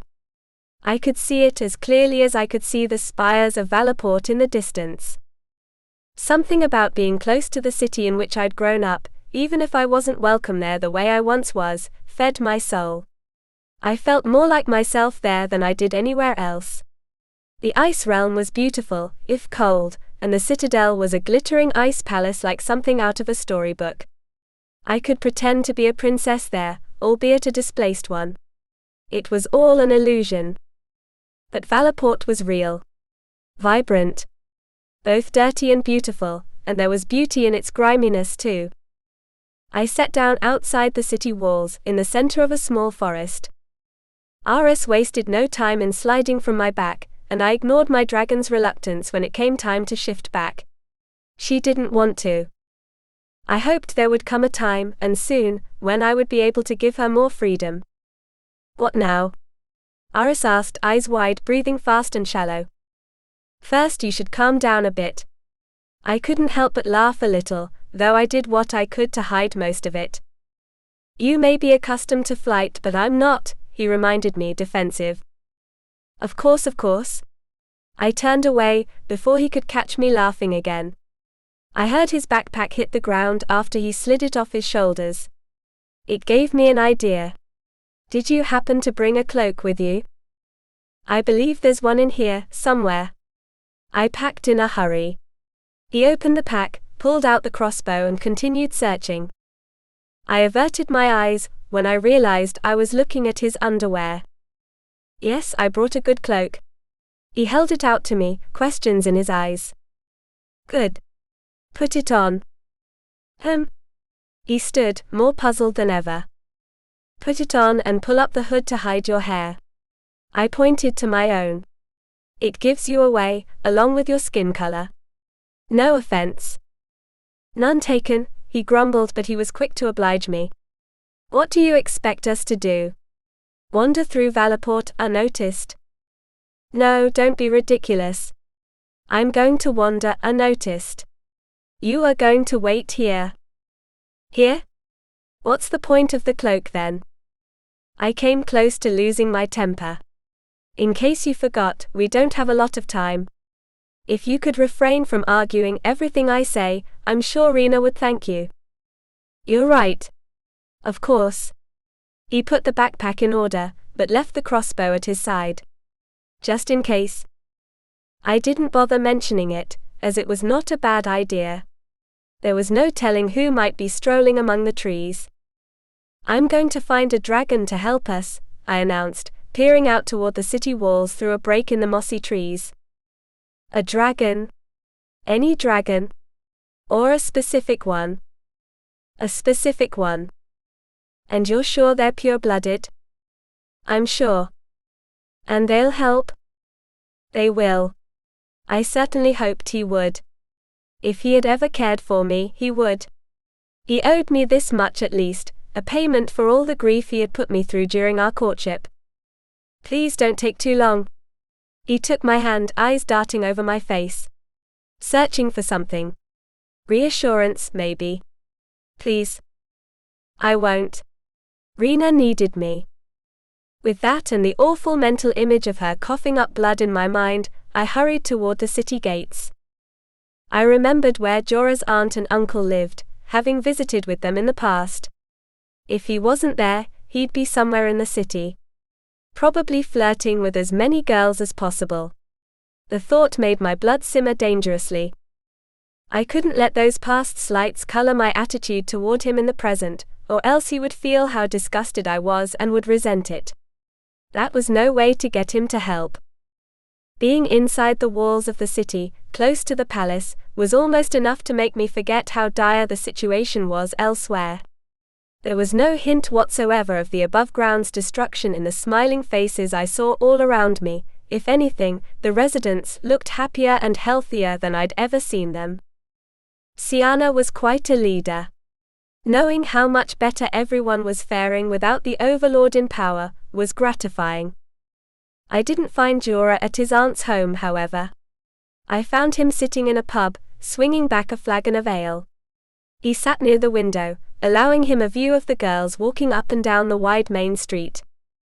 It allowed me a view of him as well.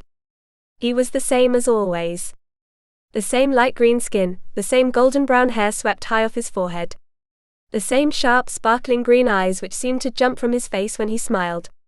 It would have been so much easier if he had suddenly gained weight, or gone bald. No, he looked better than ever, the scoundrel. And he noticed me.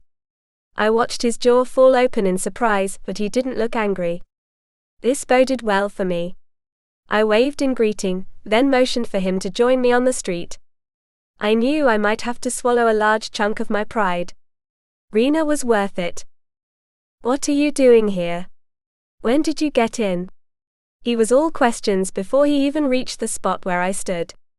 Where have you been? One question at a time, Jorah. He was overwhelming as always, and not just because he peppered me with questions faster than I could formulate answers. I'm here because I knew you were here. Oh. Really now? Just like that, his entire demeanor changed. It was because he thought he had the upper hand. He did, of course, but not for the reason he thought he did. I was the one who had broken things off, though he was the one who had run around with other girls behind my back throughout our time together, and he assumed I had finally seen the error of my ways. I wondered if he knew how easy it was to read him. I need your help, I continued, deciding to get right to the heart of it. He folded thick, powerful arms over an equally thick chest, eyes narrowing. Wait a moment. You need my help. You run off without a word, not telling me where you're going, then suddenly show up again and expect me to help you. Is this what I'm hearing? How did I ever think I loved him? He was a manipulative, petulant child. I did what I could to disguise my disgust with him, and myself for ignoring the worst parts of him. Yes. That's exactly what you're hearing, Jorah, and there isn't much time for me to play word games with you. Please come with me. I pulled on his arm, but it was a waste of motion. He wasn't budging. It's that important, eh? So important, that you can't even pretend to care that we're seeing each other again for the first time since you disappeared on me? You have a lot of nerve, showing up after all this time, demanding that I go anywhere with you. I growled in frustration bordering on murderous rage. We were no longer together when I left, which you seem to conveniently forget. I broke up with you ages before that. Even so, I was concerned. See, unlike you, I can't turn my feelings on and off. I never stopped caring about you. He reached for me, his mouth twisting into a snarl when I flinched away. This isn't the time, Jorah. Please. It's a matter of life or death. He frowned. For whom? A friend of mine. She needs dragon's blood in order to heal her. You were the only one I could think of anywhere nearby who would understand and be able to help. What type of friend is this? What do you mean? Who is she? He clarified, over-enunciating each word as though he were speaking to a child. I hid my eye roll. always one of my favorite aspects of his personality, his condescending nature. She's not a dragon, if that's what you're asking. What is she then? Why does it matter? What if you deem her unworthy, you won't agree to help? Come on, Jorah. This isn't like you. This was exactly like him, but trying to force him into it was clearly not working. I pulled back, softening a little as I did. This all seems a little questionable, Oriana. Are you sure it wouldn't mean trouble for me, if I were to give you my blood? If I don't know who I'm giving it to, you know we're not supposed to heedlessly donate our blood. I know that. Which is why you're the only one I could trust with this. I glanced back and forth, but only a handful of people had passed over the course of our conversation to that point. Most everyone was inside, either enjoying a visit to the pub, or doing their shopping at one of the markets which dotted the street. He let out a sharp, decisive breath. I just don't know. Fine then. This was a mistake. He was going to hold the past over my head, and behave like a general idiot. I didn't know why I had ever thought he might be sympathetic. I'll see what I can do. I'm sure there's somebody who would help. Wait. He reached out and clamped a hand over my arm, stopping me in my tracks. I didn't say I wouldn't. I only said that I wasn't sure whether or not I should. I don't appreciate this game you're playing with me, I spat. Either you will or you won't. I'm in a big hurry. Make up your mind, please. It's your mind that needs to be made up. What? He drew me closer, like a fish on the end of a line. His breath was hot and smelled of ale as he breathed in my face, leering over me. I'll do it if you agree to give us another chance. Chapter 10. Oriana. Just when I thought he couldn't go any lower. Just when I was certain that he had a shred of a soul. You can't be serious. You're not really going to coerce me like this, are you? And you don't think I'm going to fall for it? I thought you wanted to save your friend. This is low, even for you, Jorah. You're not this person. You wouldn't try to force me this way. It wouldn't be right. All of the little slights he had ever made me suffer through floated to the surface of my memory, threatening to spill out in an enraged tirade which would put an end to any hopes at getting his help. Rena's life wasn't worth that. Perhaps I would tell him off once I had his blood, however. You owe me, he snarled. I owe you nothing. You ran away and never so much as said goodbye. This again. I wrenched myself free of him and brushed my hair from my eyes. Jorah, I said goodbye when I told you it was over. And I told you it was over because you hurt me. Badly. Not as bad as you're hurting me right now, being so contrary and dragging this out. Toying with me. But you did hurt me, and I had every right to decide that I couldn't put up with it any longer. I regret that. You have no idea how much. I highly doubted it. I'm sure you do. Mistakes happen. I understand that. Mistakes such as me wasting my time with him. But now really isn't the time to go through it. There's a girl, a very sweet girl who needs blood if she has any hope of healing. She needs it desperately. Please. And I promise you, we can talk this out afterward. You can have your say. But for now there's a terrible urgency. We stared at each other for a long, painful moment. I waited for him to make his decision. He did. Fine? Yes? I said fine. Let's go. All right. Come with me. I almost couldn't believe it as I took his hand and nearly ran to, then through the gates. It was all going to happen. Rena would be all right, and Aras wouldn't have to blame himself any longer. Where are we going? Jorah asked as we headed for the forest. You'll see. Is she in the forest? No, but someone is waiting for us there. All I needed was to fly them both to Sunderdell, or even Jorah by himself. It didn't really matter. I could come back for Aras. It was as though he'd read my mind. He stepped out from the cover of the trees far earlier than he should have, before we'd reached him. Jorah froze. "Who's that?" I opened my mouth to answer, suddenly panicked and unsure how to proceed. I had almost forgotten his jealous nature, and there was no love lost between dragons and dusk elves. Before I had the chance to explain, he was sprinting the rest of the way to where an increasingly concerned Aras waited. Wait. But it was too late. My cries fell on deaf ears as Jorah took a swing at Aras, which he ducked. Jorah then threw himself against the smaller Aras, and the two of them crashed into a tree, sending leaves and twigs falling all around them. "Stop this." I managed to wedge myself between them, glaring up at my ex-boyfriend. No wonder I had left him, and good riddance. "You've misunderstood what's happening here." "Have I?" "There's a dusk elf in Honorfall." Understanding began to dawn on his face as he looked at me. Oh no. This is who I'm supposed to help? His sister. Aras fights with us in the above ground, and his sister is dying. She may have no more than a matter of hours, even less than that. She needs blood. Please, Jorah. He sneered, backing away. Absolutely not, you traitor. He spat on the ground, near my feet. I don't know you anymore. What? How can you say that? You would help him? One of his kind? Who are you? He demanded, pointing wildly, raising his voice with every word until he nearly shrieked. You don't understand the way it is in the above ground, I babbled, desperate for some way to turn him around.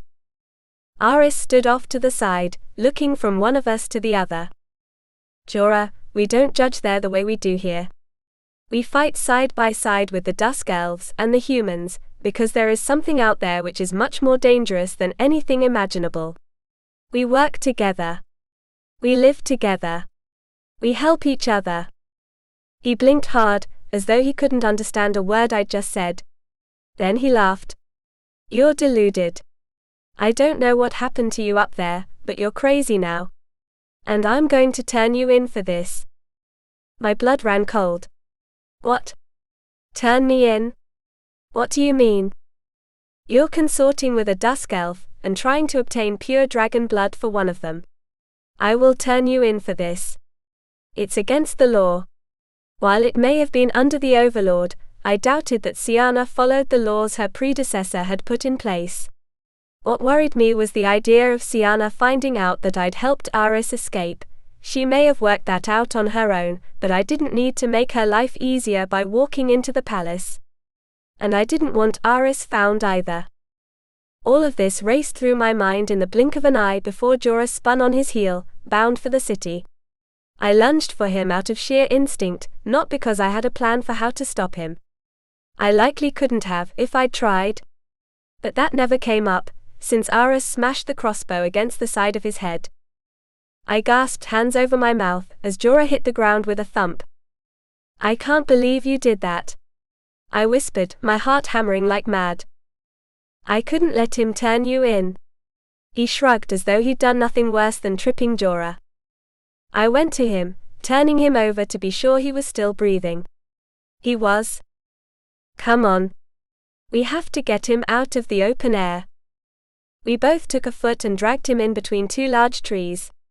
The side of his head was bleeding, not hard but enough to be slightly alarming. You really hit him. I really had to. He shrugged again. What now? I asked as he sank into a crouch, examining the wound. And then it hit me, and I knew he was thinking along the lines I was. How much blood do we need? I don't know. I suppose as much as the shaman got from you, just to be safe. Does it have to be fresh? I asked, chewing my lip, looking down at my unconscious ex. I mean, could we get it back to the hut in time? I honestly don't know. Our only other option is throwing him across your back and flying with him, but something tells me he wouldn't take well to it when he woke up. With our luck, he'd do it while we were in midair and fall off. Taking me with him most likely. He lowered his hood, and slid his hand beneath his shirt, pulling out a vial on a cord around his neck. I found this in my pack while you were in the city. I think the shaman may have slipped it inside before I left. I never would have thought of it. I watched, holding my breath as he collected the blood flowing from Jorah's wound. It didn't take long, as the vial wasn't large and the blood flowed fairly easily. He stoppered it, and put it around his neck again. All right. Let's move. My dragon was ecstatic over the chance to shift again, so quickly. I felt my body unfurling, expanding, soon seeing and smelling the world in an entirely new way. Everything was sharper, such as the blood on the grass filling my nostrils with an almost intoxicating aroma. I had no time to revel in it, since Aras was scrambling up on my back. He squeezed with his legs, and I took to the air. The sensation of becoming airborne was one that would never cease to thrill me. The thrill didn't last long. We're being followed. Aras yelled into the wind. I turned my head just enough to catch a glimpse of what was behind me, and panicked at the sight of the dragon guard on my tail. 12 of them. We would never be able to fight them off, even with Aras's weapons at our disposal. I flapped my wings harder than ever, harder and faster than I believed I was capable of, but there was no way to outfly them with someone on my back. They were gaining by the second, all of them focused on taking me down. How had they found out about us? I didn't know what to do. We had come so far.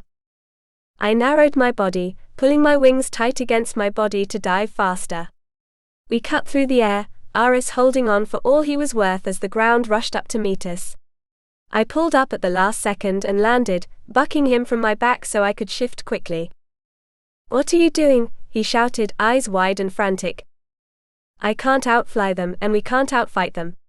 There's no way. I would rather they didn't take me down while we were in the air." His eyes lost their frantic glow, and he reached inside his shirt again for the vial. "Here." He slid the cord over my head. "What are you doing?" "Go. Go to the hut. I'll hold them off." "No. I won't leave you. You must. You have to be the one to do this. We're doomed either way, but I won't let it all be for nothing. You have to get this blood to Rena as fast as you can." When I hesitated, he snarled and shoved me. "Go. Now." I had no choice but to leave, shifting and taking to the air again. Aras waved his arms and yelled up at the sky. "Come and get me." He was calling out as I flew away. "Come on. I'm right here." Without him on my back, I could put on the speed I'd been missing. It took little effort to put distance between the dragon guard and myself. When I craned my neck to look back, just once, I saw them circling the spot where Aras still waved up at them. I was certain I had never met anyone as brave and selfless as him, and that knowledge gave me the strength to fly faster. Chapter 11. Oriana. Help. Please? I staggered into the hut, pulling the vial from my neck and thrusting it toward the shaman. What happened? Aras's uncle took me by the arms as I heaved deep, shaky breaths. It wasn't the flying that had winded me so. It was the blind panic over Aras. "Aras. Dragon Guard, we went to Onafall for the blood. Will it work?" "It's pure, we only just got it before coming back." The shaman didn't reply, instead he got to work. I took that as a good sign. Poor Rena looked like a dried-out husk of a girl, almost disappearing into the blanket's layer on top of her. It was only then that I picked up on the resemblance between her and Aras. I imagined him looking that way, or some version of that. Beaten, bruised, locked away to rot in a cell because he was only trying to save his sister's life. Because he was trying to save me from being turned in by Jorah. I could have sworn a hand was squeezing my heart. "Where is he?" Aras's uncle asked, bringing me back to the present moment. "Somewhere between here and Onafall, on that side of the border." I couldn't say exactly where, since I was in such a hurry to get back with the blood. It was imperative to him that I get back here with it. He stayed behind to divert their attention. "Of course he did," the older man said with a grim smile. It sounds just like him. Can we assemble a force? We have to go back for him. I looked to the shaman, who shook his ancient head with a sigh as he continued his work on the potion. This village is small, as you can see. Most of its inhabitants are elderly, weak or infirm. Even if they could be assembled, there would be no chance of victory over a trained group of guards.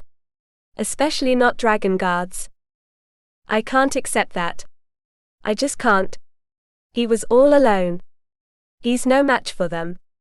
They won't be merciful, especially when they hear what he did to get the blood. I looked at Rena, whose eyes were closed. Not a muscle in her face twitched, though her chest did rise and fall in time with her breathing. I didn't want to upset her by alluding to what happened back there. What did he do? His uncle whispered. The poor man looked as though he wasn't sure whether he wanted the answer. Wounded someone.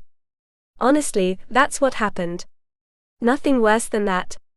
Even so, a dusk elf attacking a dragon, even if the dragon was threatening me. It's very bad, he concluded. Very. We can't leave him there on his own. I agree. But. He looked to Rena with a sigh. I knew what he was thinking.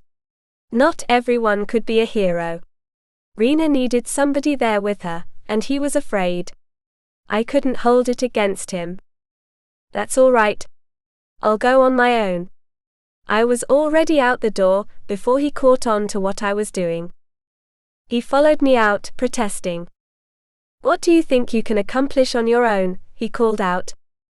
I don't know, but I have to try. There was no time to argue any longer. I shifted again and spread my wings, sending him scampering away in surprise. I caught one last glimpse of him standing there, looking up at me as I climbed higher, before turning my attention toward the route to Honorfall. I had no idea how to stop the Dragon Guard, and the thought of facing them didn't thrill me. So why was I in such a panic? Why was I rushing to meet what would probably spell my doom? Crossing the border between realms meant crossing into sunlight again, with a broad view of everything going on down below. There were no dragons circling in the distance, which seemed as though it might be a bad sign. They had taken their fight to the ground. He was vastly outnumbered. I scanned the countryside, searching for any sign of where they could be. I didn't register the sensation of being pulled from the air, until I was already losing altitude. I flapped my wings harder, straining to regain control, but it was no use. What was this? As if I needed another challenge. No matter how I struggled, I couldn't stay in the air. Something or someone was guiding me to the ground. When I landed, I saw who it was. I should have known. I shifted with a sinking heart, facing the exalted three. There was no telling what they thought of everything that had just transpired, as their faces were like blank slates. No emotion whatsoever, not even from the one who was clearly in love with Sienna. I had seen the way his eyes shone when he looked at her, as though he regarded something of great value. You ran away, they announced as one. Not an accusation. Merely a statement of fact. I did. You took the Dusk Elf with you. The sound of their three voices speaking in unison was eerie. I did. Why would you do that? He needed my help and he still does. I pointed into the distance. He's in terrible danger. The Dragon Guard was after us. He encouraged me to escape, but I was going back to try to help him. Why would the Dragon Guard chase you? What business would they have with you? I was ready to burst with urgency, and they wanted the entire backstory. There isn't time for this right now. I'm sorry, I'll be happy to tell you everything you need to know as soon as Aras is safe. But we must help him, or rather I must, I was quick to add when the three of them recoiled a bit. I was going too far. I took a deep breath and was careful to ask, rather than demand. Is there any way you can help him? You just used magic to pull me from the air. Is there something you could do to them? There are roughly a dozen in all. They went silent, blank-faced once again. The strangest sense of certainty came over me. They were communicating amongst themselves without exchanging a word. The one in the center, who I'd come to think of as the leader, eventually spoke. "We have no jurisdiction in Honorfall. If we were to step in, it could cause complications." "We wouldn't want to do that," I grumbled. "What help were they?" "Then please let me go. Aras needs help. He's on his own, and I don't know what's happening to him." "We did not say there was nothing to be done," the three of them announced. Hope flared up in my chest. "What can we do?" The third exalted one, the kind one, smiled. "We can summon Siana." I winced. "Won't she be irked over Aras escaping?" He shook his head. "We know now that his intentions were pure. He wasn't a spy for the king." "Well, isn't that a relief?" "All right. How can you bring her here?" "It is already done." I looked up to the sky in surprise. Sure enough, a magnificent dragon soared overhead, making a wide turn before diving straight down, wings pulled tight to her body. She was a natural. Anybody who didn't know her history would assume she'd been born a dragon shifter. I watched, awed, as her glistening form touched down and shifted. "How did you get here so quickly?" I had to ask. The kind exalted one chuckled in reply to a question I hadn't asked him. "Call it telewitchery," he replied. "After all, there is no time to waste." "Why was I summoned?" she asked, looking around. I crossed my fingers, hoping for mercy. "The reason Aras was with me, the reason he made his deal with the king, it all started because he needed dragon blood to save his sister. She's very ill, I've seen her myself, and the shaman tried to use my blood. But you are not pure-blooded," the three finished in unison. "It only made her worse," I confirmed. "We went to Honorfall, so I could ask a dragon I know for his blood. Things got bad. We did get his blood, but the dragon guard tracked us down, and now they have Aras, and I don't know what to do. He sent me on with the blood, which I delivered, but I need to find him now. We have to help him. Everything he did for his sister. She's all he has. Will they hurt him?" He was alone. Siana took this in without a word. At least it appeared as though she was listening respectfully, taking me seriously, which I thought might be a good sign. "I don't believe any physical harm would come to him," she explained. "At the worst, they would take him captive and interrogate him." That did little to soothe me. Where would they take him? "Oh please, can you do anything to help?" Chapter 12. Declan. A good night's sleep seems to have done wonders for you, Eva observed early on in our walk up the coast. My apologies for that. I didn't expect to fall asleep before eating. No need to apologize. Do you feel well? You seem as though you do. I can see better, the way I do every morning. It helps my mood. Though the landscape was hardly charming. Not being able to make out the details could have been a blessing. The section of the realm through which we traveled was indeed deserted. Sunderdell was hardly a paradise under ordinary circumstances. I couldn't get the story she'd recounted out of my mind. Knowing she had gone through a traumatic experience as a child added an extra layer to my growing respect for her, while piquing my interest. What else was there to know about her? Raynell found a gnarled limb on the beach and brushed it clean, using it as a staff to lean on. "Are you well?" I asked. Her smile was warm, knowing. "You don't have to worry about me," she gently chided. "I'm much stronger than I look. And I've been treating the wounded in our camp around the clock, when necessary. I can handle a little walking. If anything, it's a treat. All this fresh sea air." She took a deep breath, filling her chest, one hand over her swollen belly. "Be sure to rest when you need to," I warned. The idea of Brogan mounting my head on a sharpened stick if something happened to her didn't appeal. "I will, worry not." She paused, allowing us to catch up, and raised an arm. "The caves. I saw them too. Somewhat they were still a good distance from where we stood, and to my injured eyes appeared as nothing more than jagged, uneven mountains lining the coast. "See them for me," I murmured, knowing Eva would understand. There are many of them, she began with a shaky laugh. And they're very large. Enough to make me wonder how long it will take us to search them. What else? We continued walking, though more slowly.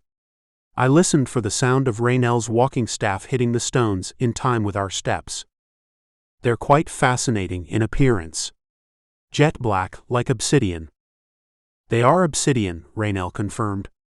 Which is another reason why they make the perfect hiding place. No dragon could hope to keep their powers in place while inside the caves. That's something we could have discussed prior to this very moment, you know. I stopped short, glaring at her. No one ever mentioned the fact that the caves are obsidian. You'll be all right, she assured me. Her immediate change in tone told me she was accustomed to calming Brogan, as well as other dragons. My cousin Cade came to mind. All we can do now is locate the poison at any rate. Once we're certain, we could go back to the above ground to gather help in bringing it out. She had already worked out a plan. I wondered what sort of military leader she would make. Fair enough. We went on, with Raynell now scanning our surroundings as though her head were on a swivel. Her long braids swayed back and forth in front of me like a pendulum, while the sharp rapping of the staff on the stones spoke of her impatience. She wanted to get it over with, now that we had arrived at the place where the caves began. I understood the sentiment.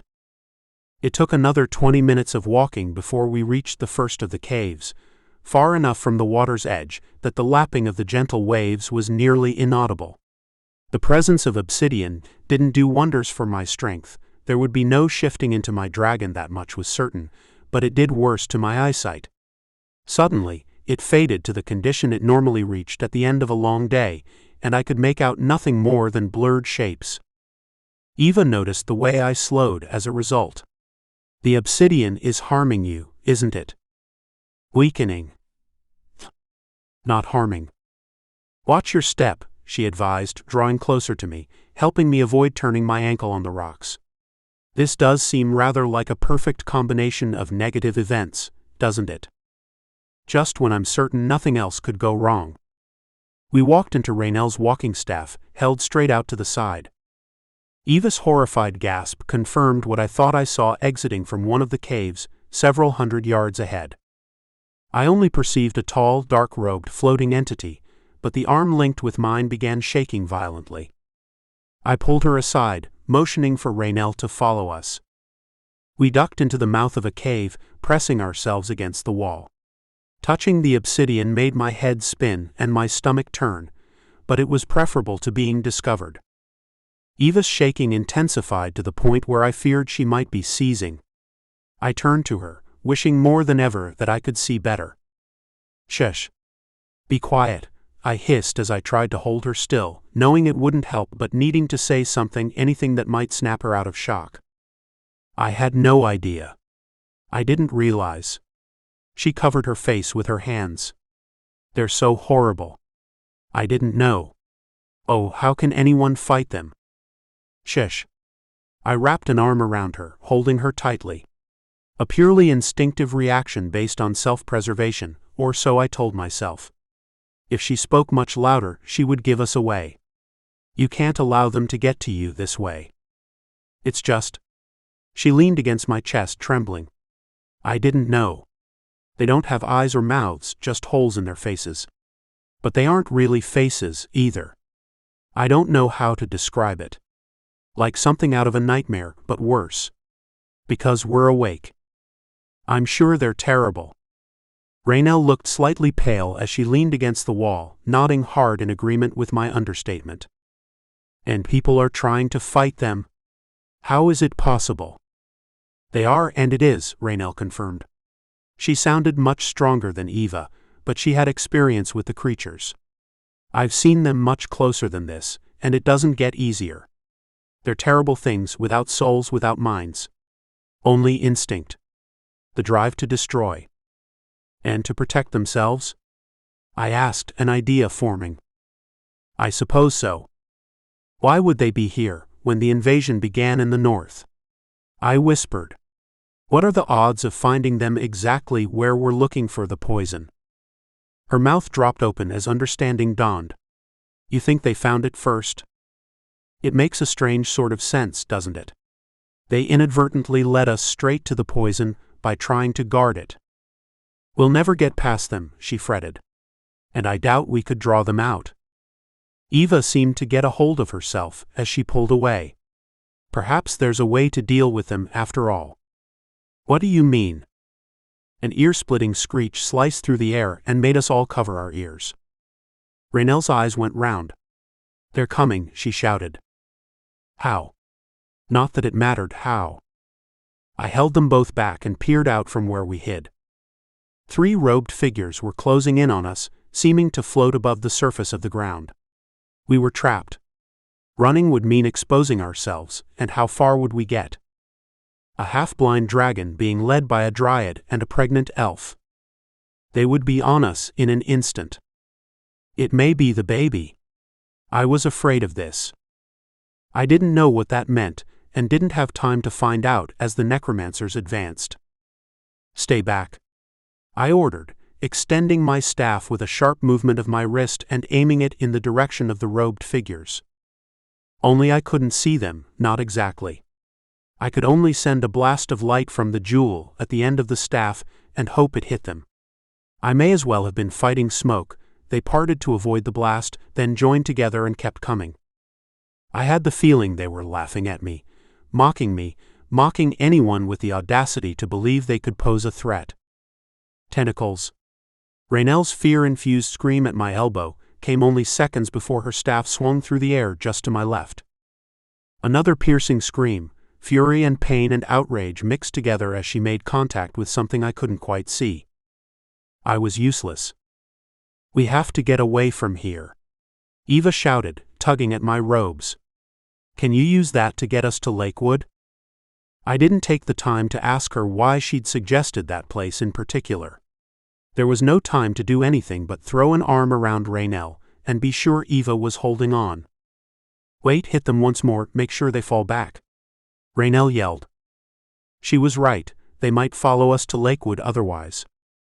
I threw 1, 2, 3 more streams of light from the staff and they scattered, giving us room. I didn't pause to take another breath before striking my staff against the ground with the thought of Lakewood at the forefront of my mind.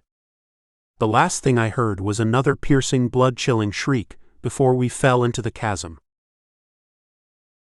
Chapter 13. Declan.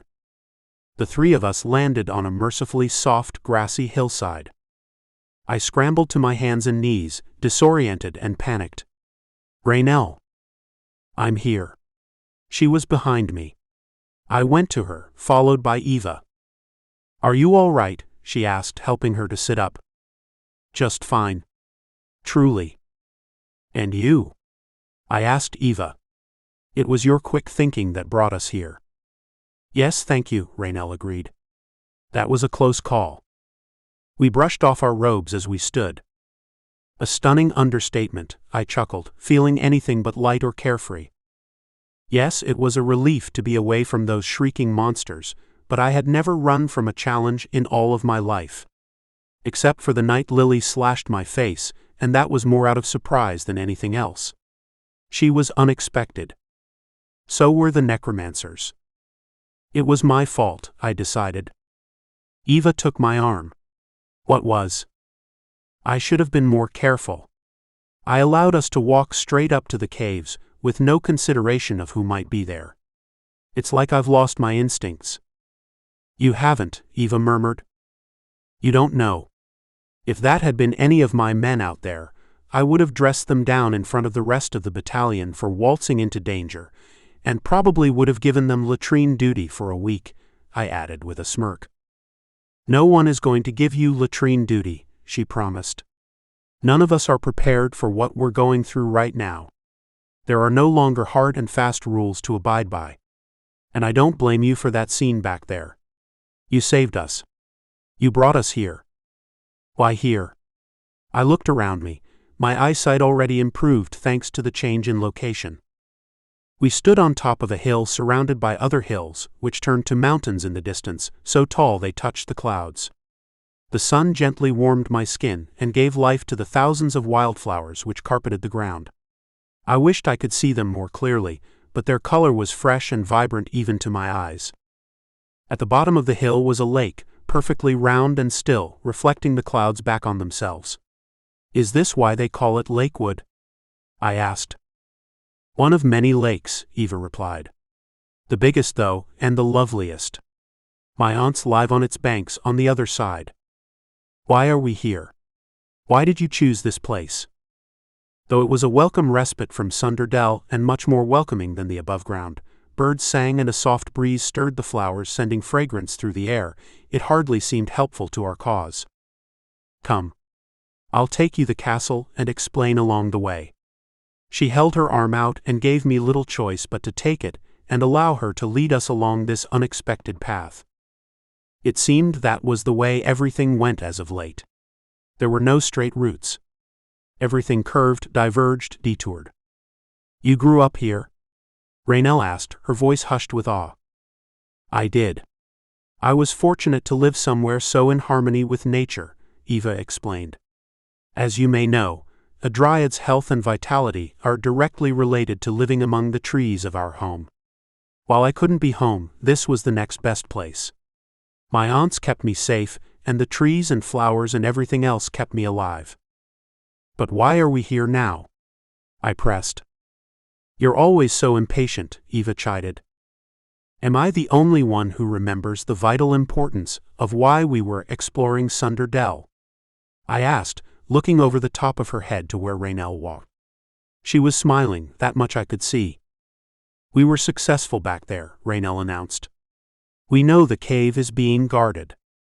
"We don't know why it is," I pointed out. "Even if it isn't the poison, it's something important enough to guard. Something important to the necromancers. And it's not as if we could simply walk in and take it," Eva added. "I brought us here because I had a flash of inspiration. I want to speak with my Aunt Larissa." "She's a witch?" Eva nodded. "I feel as though I've heard the name before, is all." "I'm sure you have," she replied, her voice thick with pride. "She's the most powerful, talented witch in this or any other realm. The witches of Lakewood do not have a queen, but if they did..." She shrugged. "What can she do for us?" I asked. "She may be able to cast a spell to disable the monsters, or at least stun them while we take the poison away. Otherwise, how will we ever get to it? But it has to be a strong, powerful spell. Larissa is the surest option when it comes to that." I had to give her credit for quick thinking. Something about Eva had changed. A brightness was there, almost cheerfulness.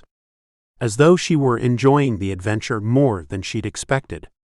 Of course, it was easier to enjoy oneself out of the presence of monsters bent on our destruction, while walking through an idyllic scene such as the one all around us. Raynell was not so cheerful. "You're certain I'll be accepted here? That either of us will?" Referring to me, too, naturally.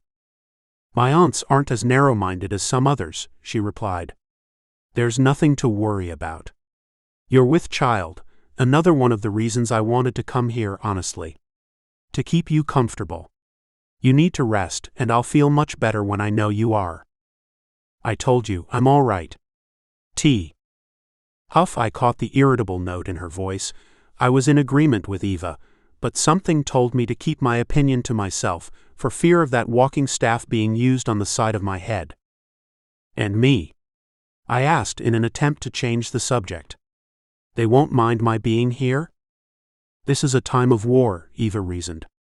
"Though I doubt they would ever have turned you away otherwise, especially since you're a friend of mine, and it means a lot to me." She had never referred to us as friends before, and it occurred to me that I didn't mind it. "I thought you said you wanted to play it safe," I reminded her as we walked along the edge of the lake. She chuckled. "I thought you said there were more important things to protect than personal safety. And I appreciate you coming around." More than that. It meant the world to me, both her willingness to take a chance and the way she seemed to thrive under our present circumstances. There was life in her voice, excitement. A far cry from the serene, all-wise role she'd taken on back in the tower. I liked this version of her much better than the former, and I had already grown fond of the former. There's the castle. She nodded in the direction of a small cottage tucked into a nest of trees, separated from the dirt path we walked along by a stone wall. Castle? Raynell asked, exchanging a look with me. So I wasn't only imagining things, and it wasn't my eyesight failing me. We saw the same thing. Eva laughed. You'll see. I exchanged another worried glance with Raynell, who shrugged. Even so, my staff was at the ready. It had never occurred to me, until that moment, that my guide might be leading me to my doom. Was she everything she seemed to be? I slowed my pace, forcing her to slow down with me. She laughed merrily. Don't you trust me? And don't you know by now not to trust everything your eyes think they see? We reached a small gate, which Eva swung open before turning to us. Raynell, you had better help Declan. I'll go on ahead, to see if I can intercept any surprises. All right. Raynell sounded nervous as she offered her arm. Eva walked through the gate and into the cottage while we hesitated on the path. When we were alone, we turned to each other. What's the worst that could happen? I asked, trying to keep things light. We could be captured and tormented by witches. I wasn't being literal. I know. And I do trust her. I suppose. She turned to the cottage. But this does seem strange. Just because she referred to it as a castle doesn't mean there's any evil doings here, I reasoned. Perhaps she was only being fanciful. Perhaps, she chuckled. Come on then. We'll see what waits for us. I didn't ask why she smiled as she did, telling myself it was all a trick of my weak eyes. In spite of my assurances, I held her arm firmly, ready to run as we stepped through the gate. Chapter 14. Declan. Oh my stars! Raynell gasped with a mix of surprise and delight. Are you seeing this? Can you see it? I can. I think. And it was magnificent. One moment we were standing in front of a quaint little cottage. The next we were in the courtyard of a towering palace, which to my weak eyes appeared to be encrusted with diamonds. They shimmered in the sun, casting beams of multicolored light in all directions. I see it, but I hardly believe it. It's all an enchantment. Of course. They're insular, these witches, Raynell reminded me. They wouldn't want just anybody coming around, bothering them. It's a disguise. They live in luxury, but to the outsider, the cottage might just as easily belong to a farmer or peddler. She described it to me as we walked across the courtyard, complete with a fountain on either side of us, which both shot water high into the air. The fountains are white marble, with carved nymphs and mermaidens frolicking in the water, she explained. The door is open, Eva left it that way, and it looks as though it might be made of gold. They spared nothing, did they? If I lived this way, I would never want to leave, she whispered. We're in the entry hall, where a wide staircase sits opposite the door. There is a deep blue carpet running up its length. Paintings in gold frames and tapestries on the walls. Nature scenes, idyllic. It's all so beautiful. Everything seems to shine. I warned you not to trust what you thought you saw, didn't I? Eva's voice turned my attention to the stairs. I could make out the shape of her as she descended. She wasn't alone, either. A woman accompanied her, one with a mass of wild black curls piled high on her head. She seemed to shine just as Raynell had described the interior of the castle, as though she were carved from marble like the fountains outside. Her robes shimmered as she raised a hand in greeting. This is Persephone, Eva explained. One of my aunts. Eva has already offered a brief explanation as to what brings you here, Persephone murmured. Her voice was low, soothing like a lullaby. I see no reason why you can't stay here and rest for a while. Aunt Persephone, we're not here to rest, Eva replied, taking her hands. I didn't mean to give you the wrong idea. We're not trying to take advantage of your hospitality. I need to speak to Aunt Larissa as soon as possible. She isn't here, my dear. The witch ran a hand over Eva's hair, then fussed with the end of the braid she had it twisted into. That easy, everyday gesture told me everything I needed to know about their relationship. "She's not?" Eva gasped. "Where is she?" "On her retreat, deep in the woods." "You haven't forgotten everything about life in Lakewood, have you?" Persephone chided. "No, of course not. It's only that the timing is as terrible as could be." She huffed, folding her arms in a show of petulance. "How long has she been gone?" "No worries. She should be back tomorrow, or perhaps the following day." "We don't have much time," Eva fretted, looking to Raynell and me. "I'm sorry, dear, but you know the rules. We cannot interfere with another witch's retreat." "I know the rules." Eva turned to me. "What do you think?" "We wait." "Only if we're welcome," I said, nodding in deference to the witch. "I wouldn't want to intrude." "Nonsense. It's so rare that we ever have company, and I know I'd like a nice long talk with my niece." The warmth in her voice was even more convincing than the way she enfolded Eva in a hug. It was a comfort, knowing she had obviously been cared for and was still cared for. We were among friends. For the time being. Chapter 15. Declan. The scent of roast meat and buttered bread was the closest thing to paradise I could imagine as we sat down to dine later that evening in the cavernous, echoing great hall. I'd needed Eva's help finding my way to and from the set of rooms which had been offered us. I would have needed it even if my sight were perfect. Valleport was expansive, even overly so, but this was an entirely different situation. "They went a bit overboard, didn't they?" Eva had whispered with a soft giggle as we'd traveled the length of the corridor which led to the dining hall. I suppose if I were a witch, I would dream up the most beautiful place imaginable too. The thick carpet muffled our footsteps. "So they dreamed this all up, is what you're saying?" "A group effort, they call it." She'd giggled again. "They're all mad in their own way, but I can't help being fond of them. I don't know where I would have ended up if it weren't for them." "How many are there in all?" "4. You'll meet Olivia and Wilhelmina now." "Which leaves Larissa." "Which leaves Larissa." She'd heaved a sigh, giving me the feeling that this Larissa was a force to be reckoned with. Raynell was waiting for us when we arrived, being fussed over by 2 witches I guessed were the ones I was supposed to be meeting. My eyes were weaker than they'd been on our arrival at the castle, but I could make out the same dark hair and glowing skin. It ran in the family, or they'd created their beauty the way they'd created their home. Their shimmering robes were like Persephone's as well. A vision of loveliness which I wished I could see more clearly. Eva cleared her throat, alerting them to our presence. "Declan, my aunts." They turned their attention to me, fussing over me instead. Within moments, I was seated with a napkin over my lap and a thick cushion behind my back. I tried to protest, to tell them I didn't need such treatment, but I couldn't get a word in edgewise over the questions they peppered both Eva and me with.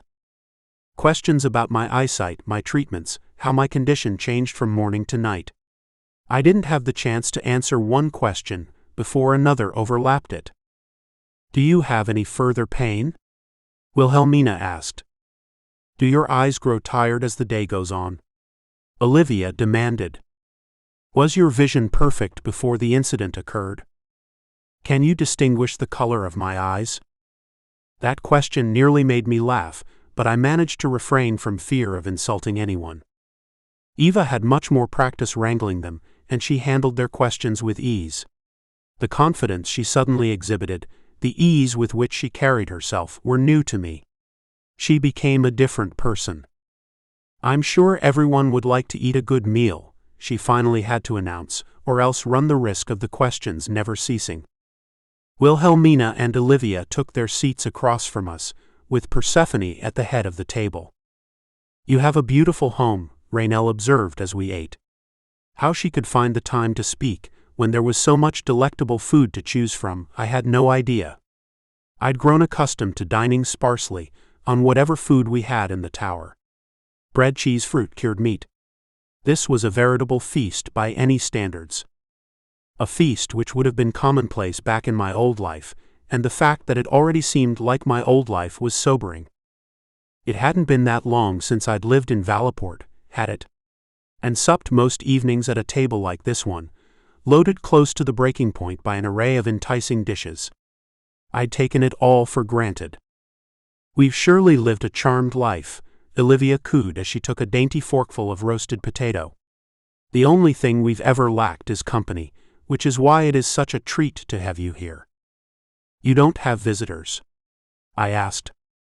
Wilhelmina shook her head, a tangle of black curls flowing over her shoulders. Possibly the only drawback of living as we do. As you do. We live a rather solitary existence here, Persephone explained, her voice rising over ours. Not quite isolated, but very close to it. We find it best to live this way. It wasn't always so, but over the years we've closed ourselves off somewhat. Why is that? Raynell asked. All three witches shifted slightly in their chairs, looking at one another. I couldn't see their faces clearly enough to translate their expressions, but it was clear the question troubled them. It is a very peaceful realm, Eva cut in. One of the only realms in which peace reigns, I would imagine. Certainly so, I agreed with an edge to my voice. No matter that there is a war being waged outside the realm, one which humans and dragons and dusk elves are losing. It doesn't matter that thousands and thousands of humans are being used as an army of the dead. So long as life here is peaceful. Eva nudged my leg beneath the table, hard enough to hurt, but I couldn't squelch the anger which bloomed in my chest. It was all so clear. These witches lived in their castles disguised as cottages, closing out the rest of the world and its troubles. Sticking their heads in the sand more like. They had the ability to create extravagant castles and every comfort imaginable, but couldn't be bothered to apply those skills to real, critical issues. They were too deeply involved with themselves. Even so, they were our hostesses. Generous ones at that. And Eva loved them. For her sake as well as Raynell's, I kept my thoughts to myself and allowed the conversation to turn to questions of Raynell's condition and my eyesight. Safe topics. Chapter 16. Declan. The knock on my door was expected. I was waiting for her, had been since we retired after dinner, and it wasn't a treatment I was waiting for. Not the sort of treatment she'd been applying for weeks, at any rate. Yes. I sat in front of a crackling fire, halfway in a doze after the heavy meal. The door wasn't closed before she started in on me. What was that all about? Do you realize you might easily have angered them? They might have told you to leave. I held back, didn't I? She stood in front of me, her back to the fire. Look at me. I did. She was furious. I could see it even with my sight as weak as ever, after a day of straining my eyes. Every line of her body screamed barely contained rage. You insulted my aunts. You are here as their guest. I never intended to insult them, and I did stop myself before things went any further. I thought the evening went well after that. Didn't you? Even so. You challenged them. You don't go to someone else's home and challenge their way of life, not when things are as dire as they are for us. She turned away, wringing her hands. I suppose you're not accustomed to being polite. Excuse me? You never had to be. You've always walked into a room and known you were the most important person in it. I hate to be the one to break it to you, Declan, but you're not that person anymore. I stood. If you're here for the sole purpose of insulting and chastising me, as though I were a child, you can go. I apologize if the truth is too much for you, but I don't apologize for saying it. She had a spine after all. A steel one. She stared me down for a long, breathless moment, in which the only sound in the room was the crackling and popping of logs in the hearth. When she looked away, it was with a sigh. I love them. They saved my life. And I know why they live as they do, and you don't know. You have no idea what you did by challenging them, and what you might have brought up for them. What are you saying? I'm saying it was dusk elves who killed my family. Dusk elves who the witches were trying to help the dryads fight. Dusk elves who killed many of the witches my aunts considered sisters. A dusk elf is sleeping under this roof tonight. She sank onto an ottoman by the fire, her face in her hands. Do you see now? Surprise took my knees out from under me, and I sat with a thump. A war? A war when I was a child, yes. The witches of Lakewood agreed to help us. The dusk elves wanted our land, and it was all we had. It was how we survived, as I told you. In the trees.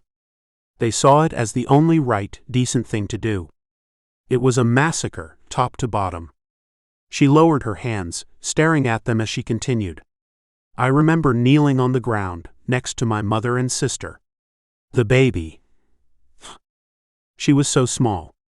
Mother tried to shield the both of us, holding us against her body with her back to the dusk elves who had invaded our home. I don't know why they didn't kill me too. Maybe they thought I was dead, that the blood all over me was my blood. Instead of my mother's. Eva. I breathed.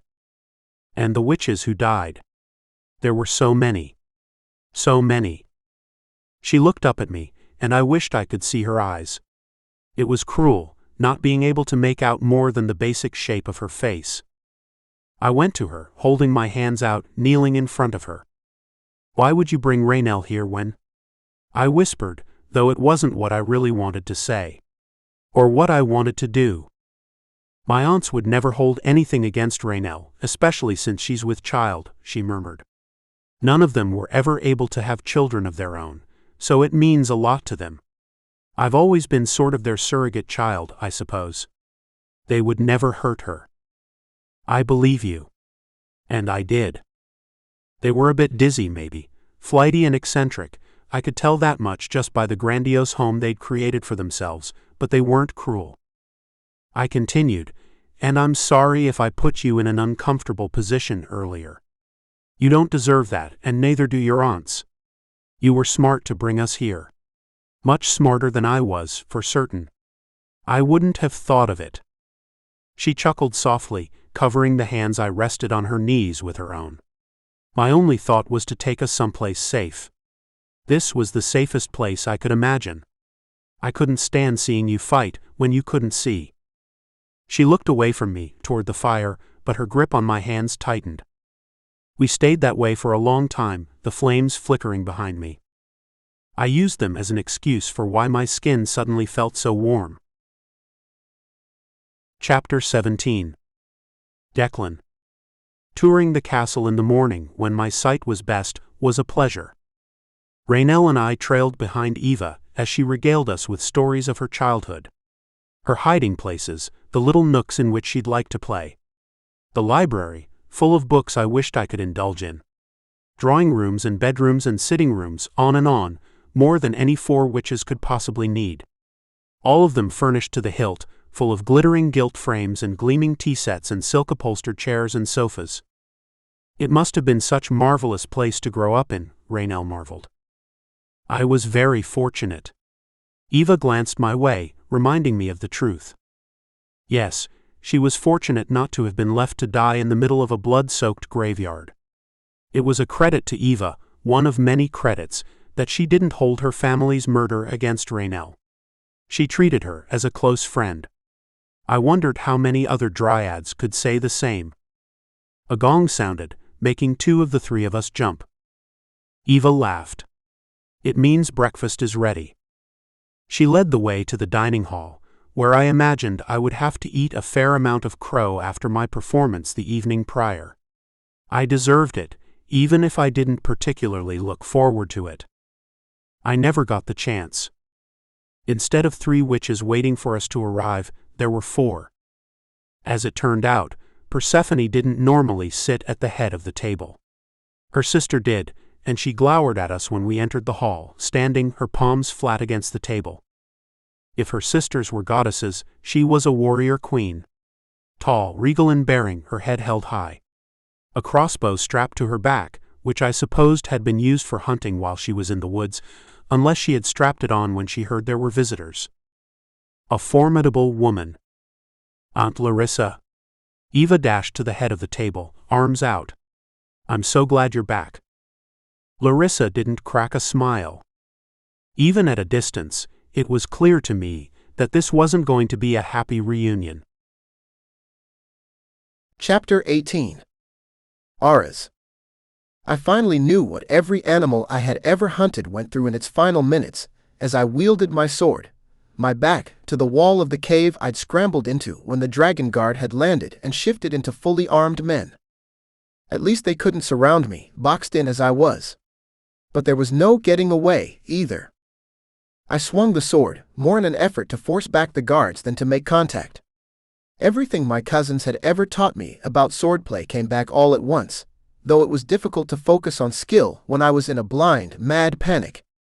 Had Oriana made it back in time? Was the blood any good? Was this all for nothing? Stop fighting, one of the guards called out. You're wasting our time. We're only going to bring you with us, another laughed. You're outnumbered 12 to 1. As though I needed to be reminded. I swung again, this time knocking a long, heavy sword from the hand of its owner. He had been preoccupied with making fun and laughing at my attempts to fight them off. The look in his eyes told me he realized I meant business, but none of the others saw it that way. Come on, men.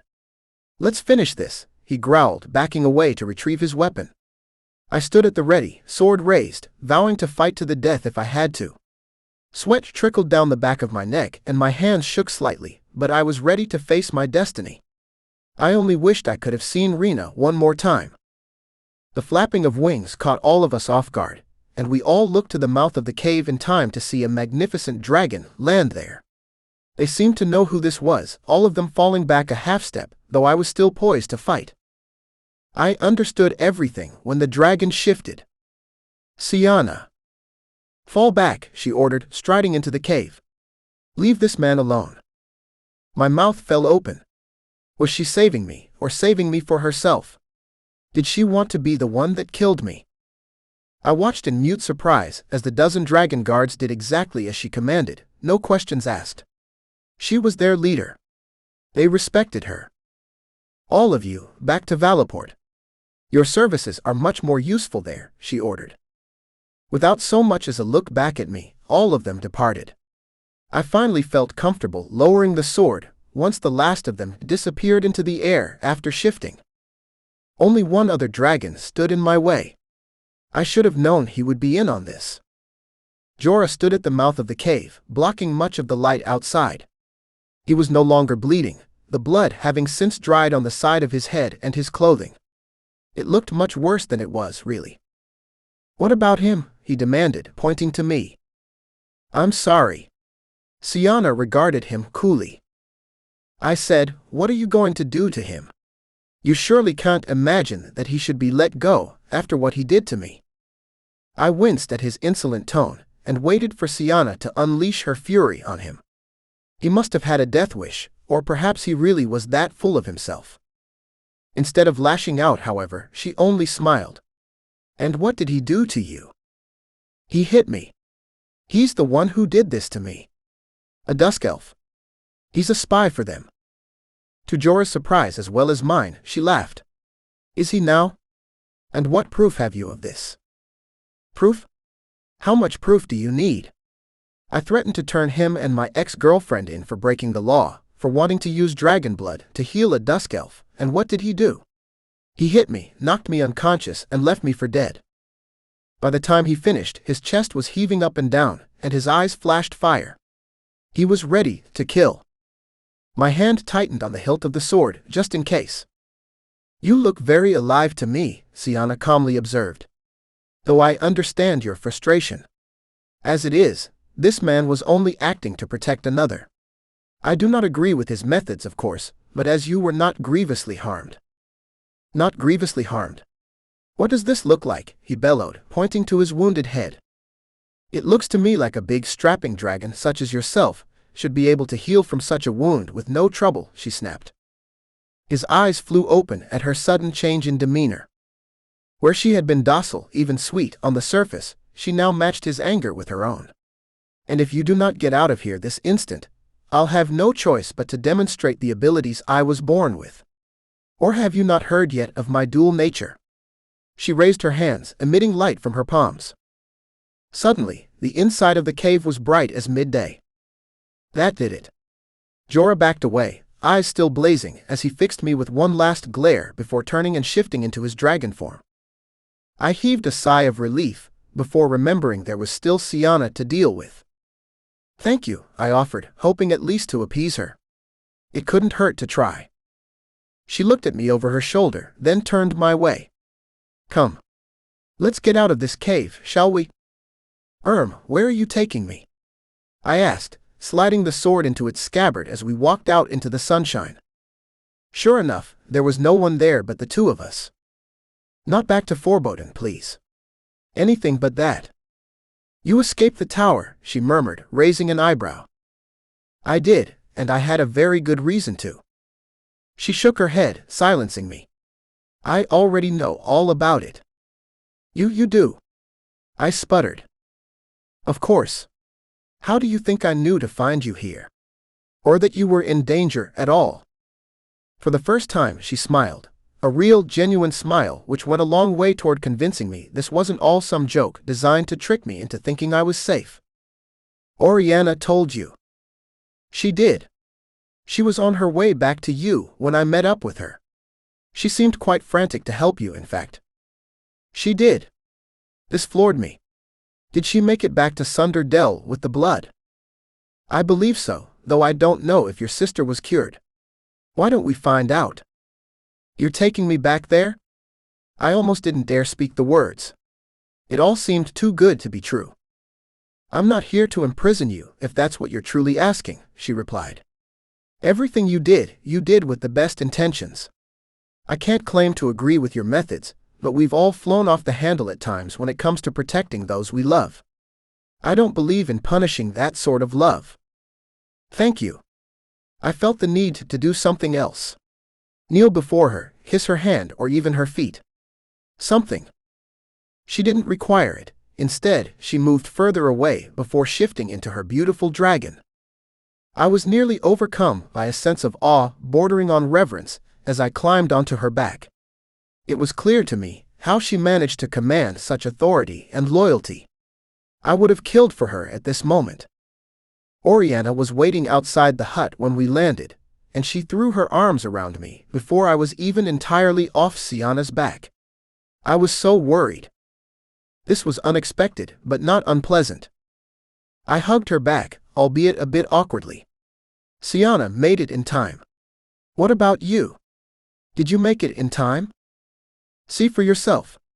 She was all smiles as she took my hand and pulled me into the hut, where the sight of the exalted three knocked me for a loop. I would have to ask how they came into play, but that wasn't the time.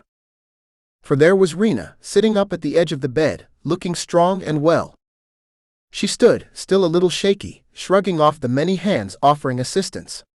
She wanted to come to me all by herself. I waited, arms held out, until she reached me.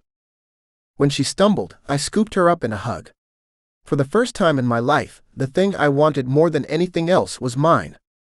You saved me, she whispered in my ear before kissing my cheek. I looked to Oriana, whose eyes sparkled with tears as she watched us. We did. Chapter 19. Declan. Larissa's eyes fell on me and stayed there. What is this all about? She asked, refusing to even acknowledge Eva's attempt at greeting her. The other witches seemed to tremble in the presence of their sister and her anger. It flowed from her in waves, filling the echoing chamber with discomforting energy. Raynell shrank back slightly, but I didn't move. To her credit, she stayed by my side. Larissa. It is an honor to meet you. She waved a dismissive hand. I don't want to hear about how honored you are. I want to know why you're here. What brings you to Lakewood, and to this castle in particular? Aunt Larissa, let me explain. Please. Eva glanced my way, warning me. As though I were a child. She may have been right when she'd accused me of never having to be polite in my former life, but I knew how to deal with powerful people. I'd been raised by one of the most scheming, backstabbing, temperamental men to ever rule Onifal. And he had taught me everything he knew. We came here under threat of attack by a trio of necromancers, I explained. With my limited vision, it was impossible to effectively fight them off. Your niece suggested we escape here. There was no other option available at the time, at least nowhere I could be certain that she and our friend would be safe. She pursed her lips, her eyes traveling over Raynell's body. I assume you mean the Dusk Elf, she replied. Yes. Their safety was my primary concern, and it was an extremely close call. You might have brought them here with you, she reminded me. But I didn't, I reminded her. Only the three of us came through. Aunt Larissa, please. Eva touched her shoulder, gently, as though she were ready to jump back at the slightest hint of threat. We're not here to harm anyone. It doesn't matter what you came here to do, Eva. It matters that you came here at all. Did you think it would be acceptable for you to bring a dragon and a dusk elf into our peaceful realm? I don't care that she's pregnant. You could have 10 pregnant dusk elf friends, and I would tell you to take them someplace else. And I know who he is. She raised a finger, pointing at me. I know whose son he is, and I know how he went blind. I do not want any part of the war in the other realms. I do not want you bringing this here. She curled her hand into a fist and slammed it on the table.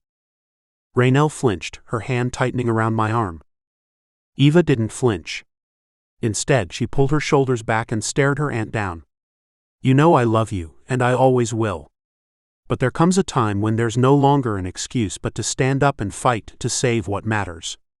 And what matters is the destruction of the necromancers. What do you think will stop them from invading this realm one day? And they will. Once they've taken everything they want from the others, once they've killed every good thing they can find, they'll come here. And they'll have an army with them. Isn't it better to be proactive and fight back now, rather than waiting for the day they turn their sights to Lakewood? It won't happen, and even if it did, they couldn't get in if they tried. I'm sure the Dusk Elves thought the same thing. Good riddance, Larissa spat. Raynell groaned softly. Eva shot her an apologetic look, before turning back to Larissa. We cannot spend the rest of our lives turning our backs on those who need our help. We can be of real value up there, in the above-ground and Sunder Dell, and even Onifal if it comes to that. Look at Sienna. Look what she's accomplishing. Larissa rolled her eyes, blowing out an impatient sigh. Sienna is a different case, which you know very well. She was always meant to rule in some capacity. It was she who chose to walk away from that responsibility. Do not hold her up to me as some model of virtue now. I wonder just how well they knew each other. It seemed as though there could be a history, judging by the way Larissa's irritation grew at the mention of her name. Eva was having none of it. Sienna didn't have to do anything. She could have stayed where she was, hidden away, but she didn't. She stepped up and took control, because she saw there had to be a better way. She knew the Overlord needed to be stopped, and she did what was right. She gulped, looking across the table to where I stood. I'm sorry to put it so bluntly. No need, I assured her. I know all too well what my father was. She's doing a much better job than he ever did. See? She didn't have to. She could have let things continue on, status quo, but she had the power and the skill and the smarts to be a better ruler. And Onifal is benefiting from that. Don't you see all the good we could do? The necromancers are a much bigger threat than the Overlord. Larissa hesitated. Eva clearly took this as a good sign. Aunt Larissa, please.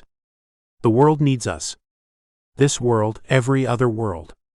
They all need us now. We have to join the fight. That's why I wanted to speak with you, to see if you would help us. How? She folded her arms, one eyebrow raised. Another good sign. She was willing to listen. I cleared my throat before speaking. There's poison, a great deal of it. Effective against necromancers. Thought to be missing or lost for many years. We believe we've found the cave in which it was hidden generations ago. It's being guarded by an untold number of necromancers as we speak. That's how we ran into them and how we wound up here. What do you want me to do? Isn't there a spell you could cast to stun them? Eva prompted. Or worse? I don't know, you're the one who's the expert at this. But if anyone can do it, you can, which is why you were the first person I thought of. Larissa sighed. What would you do with the poison if you were able to locate it in the cave? Take it to the above ground, then to Onifal. Siana is overseeing the training of the troops there, in preparation to assist the Sunder Del forces. We could dip our swords, arrows, everything in it. It's extremely potent. She gritted her teeth. And there's no other way. It was a statement, not a question. I don't believe so. My brothers are up there, my cousin, her mate, I said, nodding to Raynell. We're losing people all the time, she whispered, near tears. Please. I've seen too much. They're never going to stop. She turned toward me, and I tried to comfort her while holding on to Larissa's gaze. The witch looked at her sisters, who it was obvious didn't dare move for fear of angering her.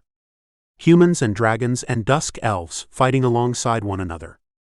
I never thought I would see the day. She turned to Eva. We might as well add witches to the list. 20. Oriana. My heart swelled when I reflected on our success. I wasn't sure if it was out of relief for Rena's sake or Aras's. Maybe it was both. Maybe just a small bit of that pride was for me too. I had proven myself to myself.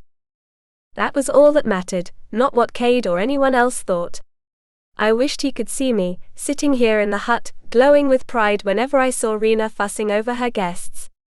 She was still slow and shaky, but she was alive. Thanks to us. After the exalted three transported Aras's uncle back to his home and the shaman left, refusing all offers of repayment, only Siana was left. I should return to Onifal, Siana concluded after sharing a pot of tea with Rena and me. It seems as though there are always new challenges. I shudder to think of how many are waiting for me. This entire mission has been a series of new challenges, I commiserated. But it was worth it. Rena and I exchanged a smile, and I felt Aras's gaze from across the room. He was smiling too. Beaming. Radiating joy. What's next? He asked. I assume you still want to have a sword created for you. I burst out laughing. Had that ever been important? It felt as though a lifetime had passed since our first meeting. I wasn't the same person, literally, since I hadn't known at the time that I was half dryad. There was an entire half of me that had gone unexplored. I wanted to know more about my mother and her family. How much of her was inside me? I looked at Siana as an idea dawned on me. Is there a way I could find my mother's family? Do you think they would even want to meet me? I'm sure they would. If I remember correctly, they were deeply disappointed that your grandfather wouldn't allow them to get to know you. You knew about this? Did you know my mother? My heart fluttered at the idea of learning just a little bit about her. I hadn't even remembered her for the longest time. She deserved better than that. I'm sorry to say I didn't. Not the way you mean. I knew of her. It wasn't a secret that there was a dryad living in Onifal. I don't know much beyond that. She tilted her head to the side, eyes narrowing. You want to learn about her? I do. I remember just enough about her to know she loved me. I need to know more. If I can help you in any way, I will. You're certain this is what you want? More than anything. That was what you said about a sword, if I remember correctly. I shot Aras a withering look. Things have changed. I know more now than I did before. I want this just as much as I wanted a weapon. Even more.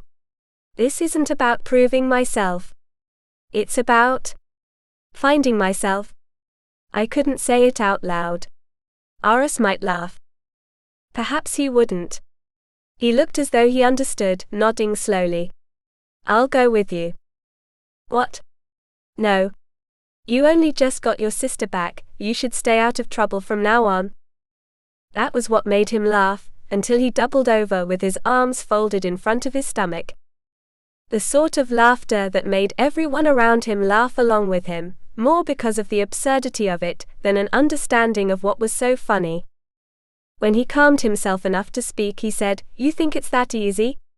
That I can now decide to play it safe and settle into a simple life here? Why not? Because we escaped the keep. Remember? Or more accurately, I rescued you. It's a miracle the king hasn't already been here. He may not even remember where we live. I suppose that's in our favor." He went to Rena, kneeling in front of her chair. "Do you think you're strong enough to come with us? Are you sure this is a good idea?" I asked, suddenly apprehensive, and with good reason, I thought. Poor Rena had been moments from death earlier that very day. He glanced at me over his shoulder. "A better idea than leaving my sister here for the king to take her. We have no choice but to leave anyway. I would rather leave of my own accord than be taken away. I'll go with you, Aras. I'm strong enough. Besides, I've spent too much time cooped up here. I want to see something new." The two of them turned to me with identical looks of determination. It looked as though I was going to have company on my journey. Chapter 21. Cade. Lily glared at me from across the camp, hands on her hips, the sword she'd dropped still at her feet. "I don't see why I can't train with a sword if Donovan can." The same argument we'd had every day, seemingly all day. That's different for many reasons, all of which you know. I wouldn't give her the satisfaction of starting a fight in the middle of camp. I knew she wanted them all to see how unfair I was, how I told her what to do. I was doing well too. "Ask him." She nodded to Donovan, whose face turned a shade of red I had never seen before. For once he possessed a degree of shame. "Ask him. The least qualified fighter here. I'm sorry to break it to you, but his isn't the endorsement you want. You don't give him enough credit. The only credit I give him right now is knowing when to keep his mouth shut."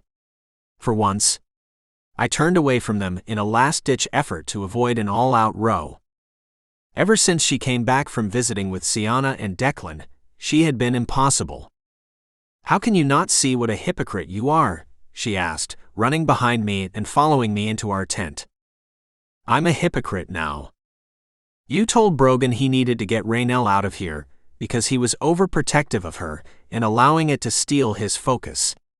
Ever since she left, you've been reminding him that she wanted to do something that made her feel like she was contributing.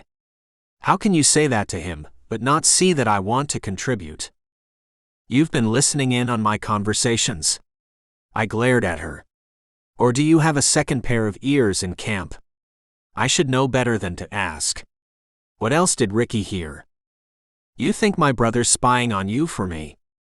I think he tells you what he hears, clearly, since you know about a private conversation I had with Brogan last night. I don't appreciate that, much the same as the way I don't appreciate the way you insist on taking chances. If I learned how to fight, why not take over for Raynell instead?" I was reaching, and I knew it, but it was better than the alternative of knowing she was fighting without her staff. The Dusk Elves she trained to cover for her aren't half as effective as she was, and even less efficient. They're going through supplies like we have a never-ending stock. It's bad enough we lost 3 in the last attack, plus a half-dozen injured. They need all the help they can get there. Lily threw her hands into the air. "And I'm giving them every spare minute of my time, but when things are quiet, I see no reason why I can't learn to defend myself during the next attack. We know it's coming, we know they're tired of waiting, and we know we have to fight. I want to fight. Why do you expect me to change into a different person, simply because I lost my staff? You are a different person without your staff, damn it." I slammed my fist into my open palm, ready to burst with frustration. "That's what you think of me." She couldn't have known what a sad, scared little girl she sounded like at this moment. I wished I hadn't said it, then reminded myself that she'd pushed me to it. I hadn't wanted a fight. She was never one to leave well enough alone. I went to her, but she backed away with her hands tucked deep into the pockets of her jacket. I had seen that stance too many times to believe she would come around anytime soon. I'm afraid for you. Is that too unthinkable? Why is it that you refuse to believe me when I tell you I'm not trying to hold you back or change you into someone else? I would prefer you stay whole and alive. The faint but present scar along the side of her face was a constant reminder of how close I had come to losing her. If you're so afraid for me, stop trying to hold me back and let me do what I need to do, unencumbered. She shook her head with a disgusted sneer as she turned away, storming out of the tent and across the camp. What would it take before I'd finally get through to her? I lingered there, rather than going out to face everyone who'd clearly been listening in. We were the most interesting thing in camp when the necromancers were quiet. I watched, only half interested, as a pair of human girls brought back buckets of water while another pair washed bandages in a metal tub. Raynell's assistants were taking a break, getting a breath of fresh air while their patients rested. All of them wore the same tired, worried expression. It was the same one we'd all adopted. Brogan had the decency to clear his throat, perhaps a little too loudly, before walking in. He had made an improvement since Raynell first left, taking back his position as my second in command. I just stopped by the medical tent. He looked mournful as he shook his head. We lost Everly. I groaned, my head in my hands. Everly would have escaped the last attack if she hadn't tripped and fallen while running for cover. One of them had picked her up by her ankle, and I'd never forget the sound of her skin sizzling as that acid tentacle wrapped itself around her. That, or the smell of her flesh cooking. Another of its tentacles had wound around her waist, burning into her ribs and then into her lungs, before Cade and I had fought it off. But it was too late for her. Obviously. You did everything you could, and so did the healers, he said. The healers aren't good enough, I muttered. And before you remind me, yes, I know I sent Raynell away. I would never throw that back up at you. I know you wouldn't. You don't need to. I'm already throwing it up in my face for you. He waited while I paced, my insides roiling as I blamed myself for all of it. If I were a better leader, if I had so much as a clue of how to put an end to the fighting we were losing in the long term, none of this would be a problem. Everly and all the others would be alive, focusing on the process of rebuilding their lives in the face of so much destruction. It would seem like an insurmountable task, but they'd at least be able to try. Instead, they were gone, and there didn't seem to be any sense in it anymore. There were no heroes. There were only corpses and more corpses, and the promise of another attack on the horizon. We can't give up. My head snapped around. Why would you even suggest something like that? I wasn't suggesting it. You spoke the words. He rubbed the back of his neck, grimacing. Cade, don't start just because you're angry. We're all worn thin right now. Maybe I was reminding myself that I couldn't give up. I don't know. It seems as though there will never be an end to this, doesn't it? I can hardly remember a time when we weren't at war. It has a way of taking over a person's life, doesn't it? Inside and out. I sat, suddenly very tired. To think, I used to care about my position in Onifal. I started out needing to kill Lily. Seems 1,000 years ago. And now you only occasionally want to kill Lily, he snorted. Only on occasion. I allowed it, because it allowed for a moment of levity, however brief. We needed it. Both of us were becoming old men before our time. His smile faded. I worry about the fate of my child growing up in this place. Or any place, so long as we can't put a stop to what's happening out there. I tried to put myself in his shoes, and it was a sobering experience. I hoped to one day have a family with Lily, if we could manage to keep from fighting long enough, and knew I'd feel the same as Brogan did. wondering at the sort of world my child would grow up in, wondering if there would be anything left for them by the time they came along, or if I would be there for them. Chapter 22. Lily. I can't believe him. Who does he think he is? Who does he think I am? Like I'm incapable of defending myself. Like I didn't take down a dusk elf and a bunch of others when I didn't even know what I was doing. I swung the sword harder than ever, bringing it around in a slicing arc. I didn't go so far as to wish it was Cade I was slicing into. I wasn't insane, just furious, but I imagined using it against a necromancer while Cade watched in awe, and finally had to admit that he was wrong about me. He would never admit he was wrong, because that wasn't the way he operated. It wouldn't have been half as frustrating if I wasn't the exact same way. And we wouldn't butt heads nearly as often. I felt useless. He didn't know how that felt, and wouldn't bother to put himself in my shoes, and that was what hurt more than anything else. I knew he wanted me to be safe. It would have been easier to be angry if I didn't know his intentions were good. I swung the sword at shoulder height, hard enough that I nearly spun in a circle. I need my staff. If you keep swinging like that, you'll dislocate something. I turned in surprise at the sound of Donovan's chiding voice. You're one to talk, I teased. Cade didn't get along with him. Then again, he didn't like many of his cousins. Only came. But I had always liked Donovan. I got the impression that he was only half as shallow and silly as he pretended. Perhaps his father had forced him into that position, being the youngest and everything. Youngest sons in powerful families rarely got the attention they deserved. He'd been left to find his way on his own, to carve out a role for himself. He couldn't help where he'd ended up. And yet you came to me for assistance with your training. What does that say about you? I guess it says I'm desperate. I tossed the sword to the ground with a sigh, sitting on a burnt stump. I'm extremely desperate. Why are you so desperate to fight? You're very valuable in the medical tent. And that's nice, and I'm not trying to belittle that. Honestly. We need all the help we can get in there. But it's not what I'm meant for. Do you know what I mean? I suppose. I can't say I've ever known what I was meant for, but I know how it feels to do something which runs contrary to my nature. See? It's things like that. He frowned, tossing his golden hair back. Things like what? Like what you just said. You come out with little gems like that, and I think to myself, who is this person? He chuckled. Should I dumb myself down? Or come up with a stinging verbal barb? No. I like you so much better this way. Not trying to be clever or charming or teasing.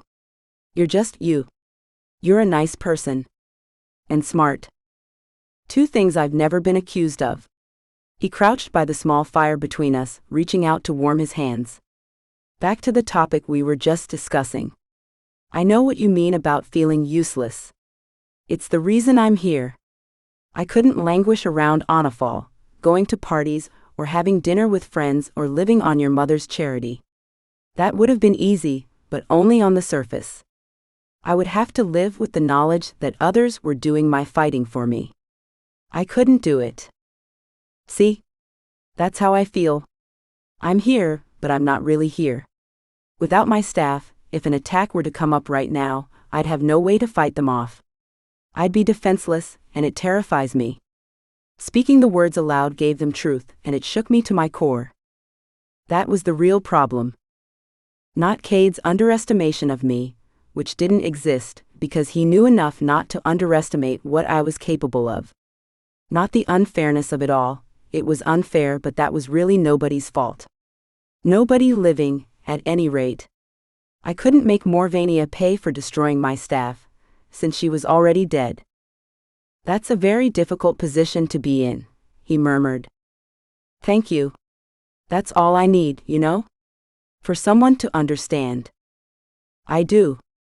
And that's why I need to go to Onifal, specifically Valaport. What? He sighed. You heard me. I need to see my mother. We were talking the last time I went to visit Declan, and I think she can help me figure out how to get a new staff created. I need it. It's like I'm missing a limb. And you're bringing me into this? I hoped you would escort me, or at least help me get there. How would I do that? I don't have a staff to get you there. No, but you might be able to convince your brother that you want to go back for a little while, and have him create a portal for you. Lily. Please, Donovan. I need this. He won't do it if I ask directly, since he'll know how furious Cade would be. He laughed. You want him to be furious with me? He'll have my hide for it, if he finds out I'm the one who allowed this. My eyes narrowed. You're not allowing anything. I'm a grown woman. Not a child. Relax, relax. I wasn't trying to insinuate that you need permission. But you're asking for my assistance, are you not? Perhaps allowed wasn't the right word, but you know what I meant. He was right. I was jumping to anger, the way I did too often. I'm sorry. As for Cade, he doesn't need to know. Besides, I would think he'd be glad to get me out of here for a while. Always worried about me, obsessing over whether I'll be able to handle an attack. I'll be safer with my mother. He held up his hands. You've sold me. No need to keep going. Give me a minute with Cade. Just wait here. The heavy sigh he heaved as he stood told me how put upon he felt, but he went to Cade regardless. Chapter 23. Lily. Hurry up. Donovan looked over his shoulder as we dashed to the portal. Cade thinks I went straight through. I don't want him to see me. What did you tell him? I whispered, running behind him. It was dusk, with plenty of shadows for us to hide in, but we were close enough to camp that anyone might walk past and see us sneaking over to the portal Cade had created. I gave him a story about leaving things behind in my room that I wanted to bring with me. Nothing concrete, so he can't hold me to it. He's too distracted by things that actually matter right now. You matter. Not as much as certain other things, he grinned back at me as we reached the mass of swirling blurred energy. It couldn't stay open for long, or else it might allow necromancers through to Onifal, a nightmare if there ever was one.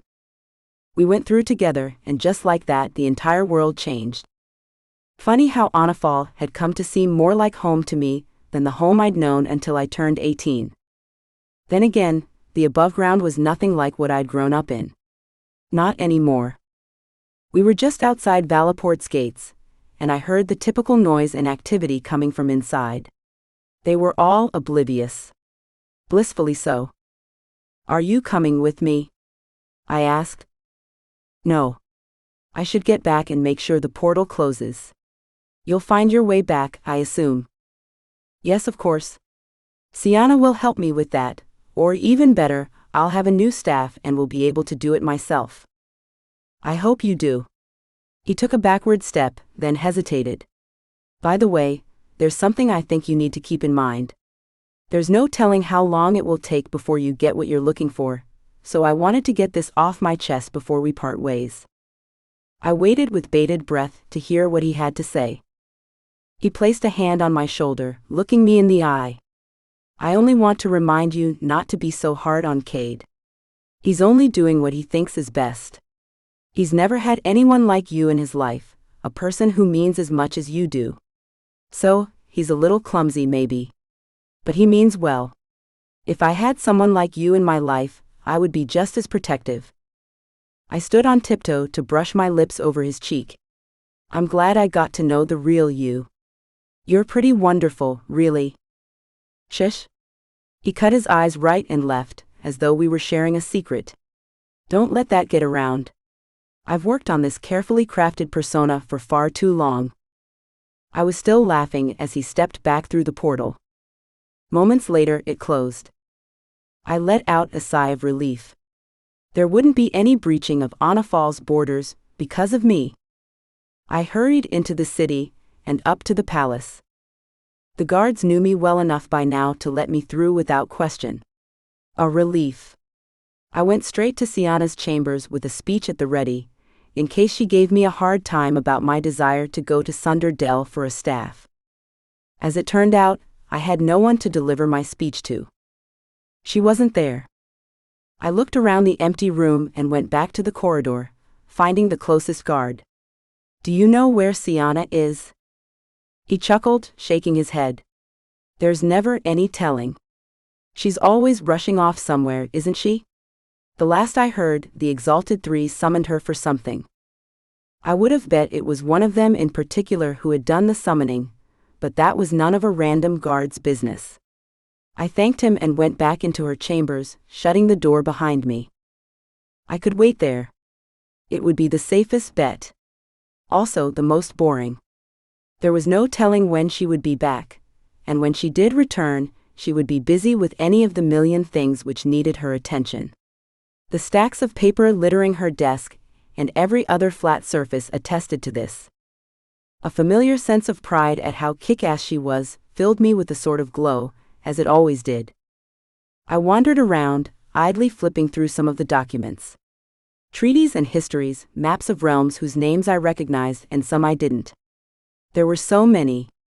I was sure I'd never get a handle on the breadth and depth of the universe. And my mother had to keep track of all of it, since she was probably the only sane voice at the head of any of these places. One of the maps caught my eye.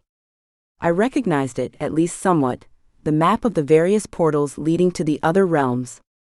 I remembered using them back in the old days, when Ricky and I were living in the palace, and I had no idea of my true purpose. I had used them to sneak away, when I realized the Overlord intentions weren't as pure as he'd wanted me to believe. I never knew there was a map of which was which. This was invaluable. My fingertips tingled, as an idea began blooming in my mind. I didn't need my mother's help to get to Sunder Dell, or even to get a staff produced for me. I was Liliana. Everyone knew my name. I only had to tell the Dusk Elves that my staff had been destroyed. I rolled up the map and slid it into the sheath where my staff used to hang. I hadn't removed it from my belt, even though it had been empty for so long. A few moments later, I was on my way down the corridor, trying hard to look casual, though all I wanted to do was run. It didn't matter, anyway. No one there paid any attention to me. What a difference, after always feeling followed and trailed and like I had to duck and hide behind corners. Being able to walk freely through the palace was refreshing. I pulled out the map only when I knew I was alone, and used it to identify the portal in question. I had to wonder if it was safe, leaving the portals open as they were, but I knew my mother. If she had the map out and available, she must have considered the possibility, and cast a spell which would prevent anyone and everyone from coming through. But it didn't prevent me from falling through the portal to Sunder Dell, and landing with a thud, flat on my back. And within 100 feet of a band of necromancers. My God! I shouted, scrambling to my feet in a blind panic. If my sudden arrival hadn't alerted them to my presence, my shouting did. I took off in a sprint, my heart pounding so hard I was afraid I'd die of a heart attack on the spot. Only the thought of them reanimating me and using me as a weapon kept my feet moving. There was nowhere to hide, nothing but flat ground all around me, no trees or rocks or anything to hide behind or under. And they were behind me. Closer all the time.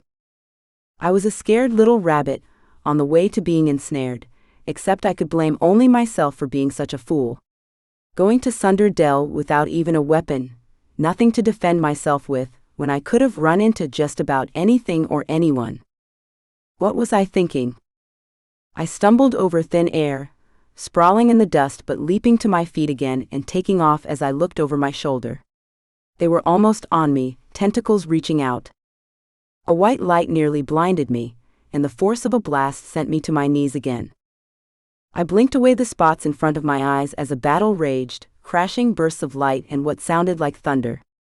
It only lasted moments, less than that, but seemed to go on forever as I cowered on the ground. Some savior I was. When it ended, I looked around to see who had come in to save the day. Lily. He saw me before I saw him. Like a breath of fresh air, or a reprieve from the electric chair. More the latter than the former, come to think of it. Declan? What are you doing here? He helped me to my feet, and I sank into his arms, leaning against him as I regained control of myself. My heart was still racing, and it was still difficult to breathe, but he was there and he had helped me. And he wasn't alone. Lily. Raynell came to me and wrapped me in a hug. I'm so glad we came when we did. If we had waited just a little longer. I don't want to think about it, I whispered, hugging her as tightly as I dared. When I opened my eyes, I found Declan's healer at his side, and the look on her face told me she wasn't quite as glad as Raynell was at their timing. Not that she outright hated me, but we weren't friends. That was clear. Another woman stood behind her, and she was formidable. A warrior. Thank you, I whispered. You saved my life. I knew it had been her. Only someone as tough as she looked could have conjured up spells like I had seen at work. The necromancers had all but dissolved into thin air. What are you doing here? Declan demanded. I could ask you the same question, I replied. Chapter 24. Cade. What do you mean, you took her to Onifal? I glared at Donovan, hands tightening into fists. I would either pummel him, or use my staff on him. At that moment, I wasn't sure which seemed like the more attractive option. She wanted to see her mother, he explained with a blithe shrug. You wouldn't let her fight here anyway, or even train. What good was she? When did this happen? Earlier today. You were busy. I'm certain she would have checked in with you if you weren't. Enough. Cade positioned himself between the two of us, and just in time. I was about to kill his brother for his snide, insolent tone. Lily went to Onifal. So what? She's safer there. Accept that and move on. There are more than enough things for you to be concerned with at the moment. Right. I stepped back, struggling for control over myself. Fine. I wish I wasn't always the last to know about these things, but I appreciate you escorting her and ensuring her safety. My cousin raised an eyebrow. Very adult of you. I could do without your snide remarks, I snarled. Donovan. Cade shot him a look which shut him down. He had that talent, among many others. But that was the one which meant the most at the moment. Go someplace and make yourself useful, I grumbled, turning my back to both of them. The fact that it had to be Donovan of all people who helped her got under my skin in ways I didn't even like to admit to myself. She knew he would help her because it would irk me, which made him a sure bet. He doesn't deliberately do these things to anger you, Cade murmured once Donovan was gone. It doesn't matter. He does them in the first place, which is problem enough. He only wants to help. I know he's your brother, and you feel a sense of responsibility for him, but you don't have to defend him all the time. He chuckled. It's a reflex after all these years, I suppose. Come. Have you had anything to eat today? No, now that you mention it. I had forgotten. We can't have our leader falling apart on us, can we? He slung a friendly arm around my shoulders and steered me in the direction of the cooking fire, on which simmered a pot of what I supposed would have been stew if we had anything more than squirrels to throw in. If I never ate squirrel again, I wouldn't complain. Even so, I accepted the bowl handed to me with a grateful smile. I never had the chance to eat it. Run. A handful of our people ran past, nearly knocking Cade into the fire in their haste. I didn't have to wait to see what they were panicked about.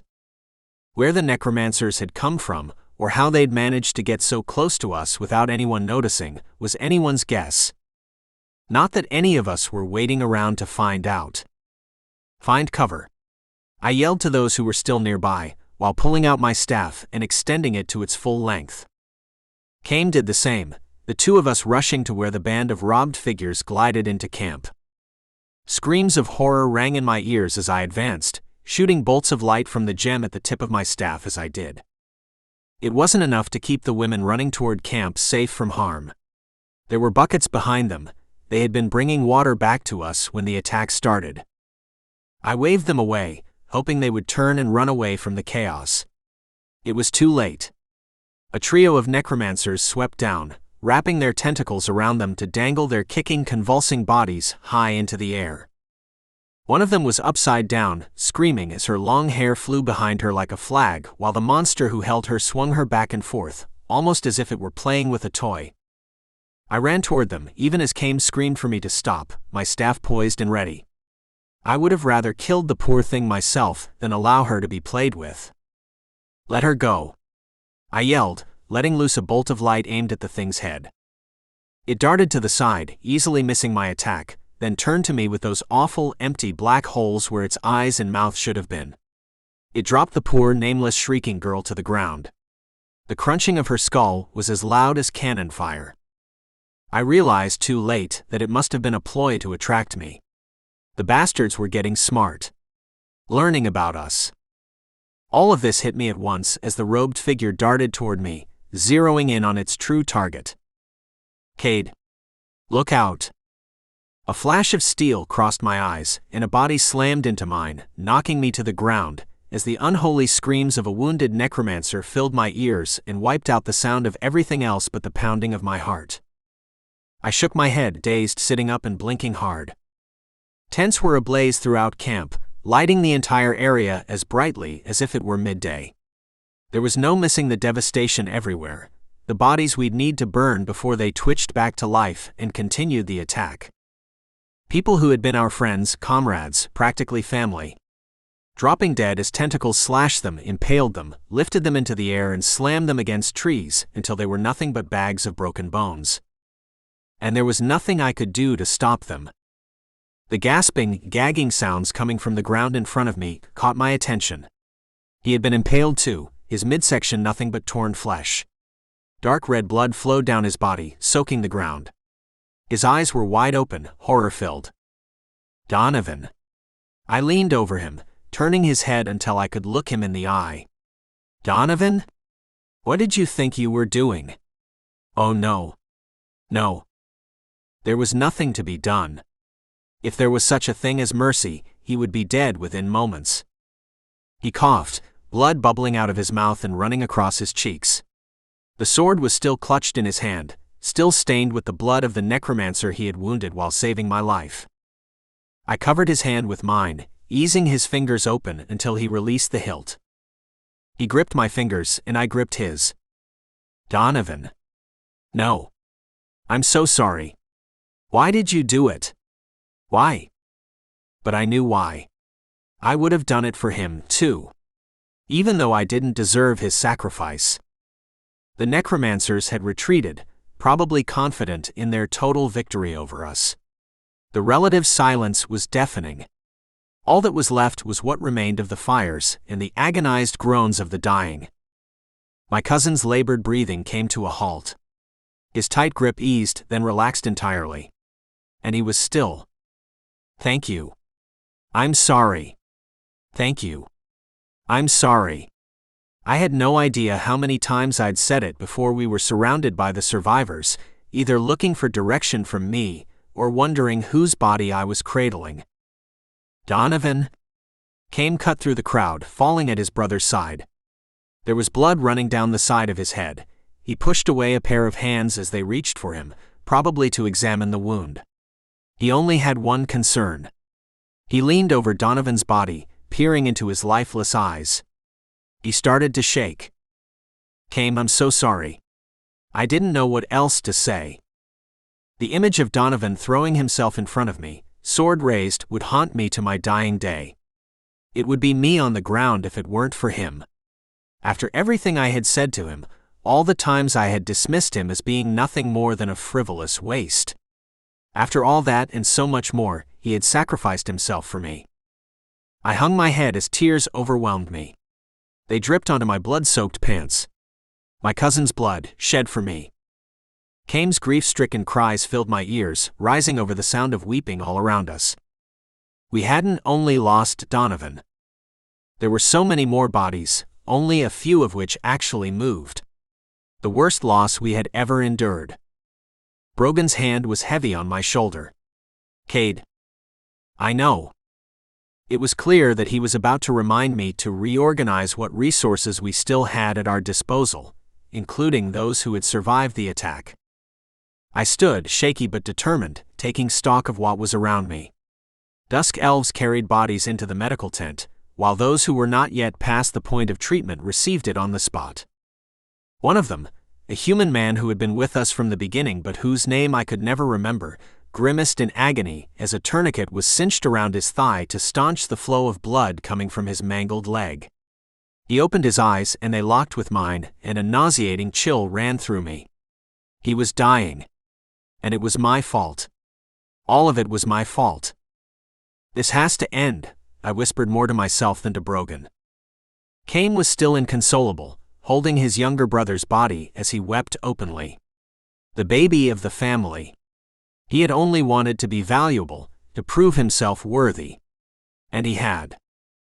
But it was too late for me to thank him properly and give him the respect he had craved. I would never get the chance. What will we do? Brogan asked. He sounded completely dejected, almost as crushed as I felt. I looked for Braden, scanning the area. For a moment, I had the terrible certainty that he was dead too, but no, he was helping Alicia and one of the Dusk Elves carry the bleeding human to the tent. I followed them inside, and waited until the man was lowered onto a cot before pulling him aside. He was hollow-eyed, in shock. As we all were. Tell me what you can about that poison. The poison Declan went to look for. Why? I don't have time for questions, I hissed.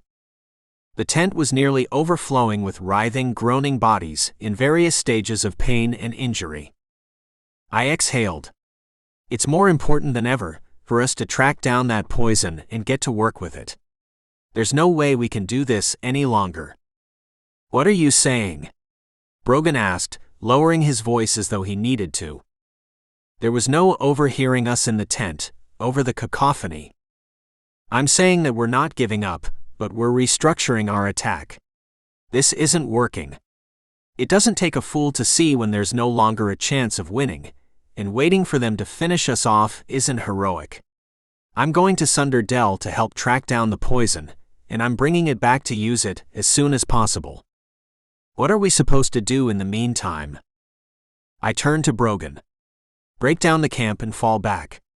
Find cover wherever you can. Someplace safer than this, where you won't be out in the open. This is insanity, just waiting for them to pick us all off. And we'll just wait elsewhere instead. Is that what you're suggesting? It's what I'm ordering, I snapped. Keep yourselves hidden. I won't be long, a few days at the most. If Braden can give me decent information on where to find the poison. Declan and the others were going to search the caves on the western coast, he reported. Then that's where I'll go. Someone has to speed things up with them. They might not know how dire this is. I headed out to my tent with the intention of changing clothes before leaving. I couldn't travel with Donovan's blood soaking through everything I wore. It wasn't as though I needed the reminder of his death.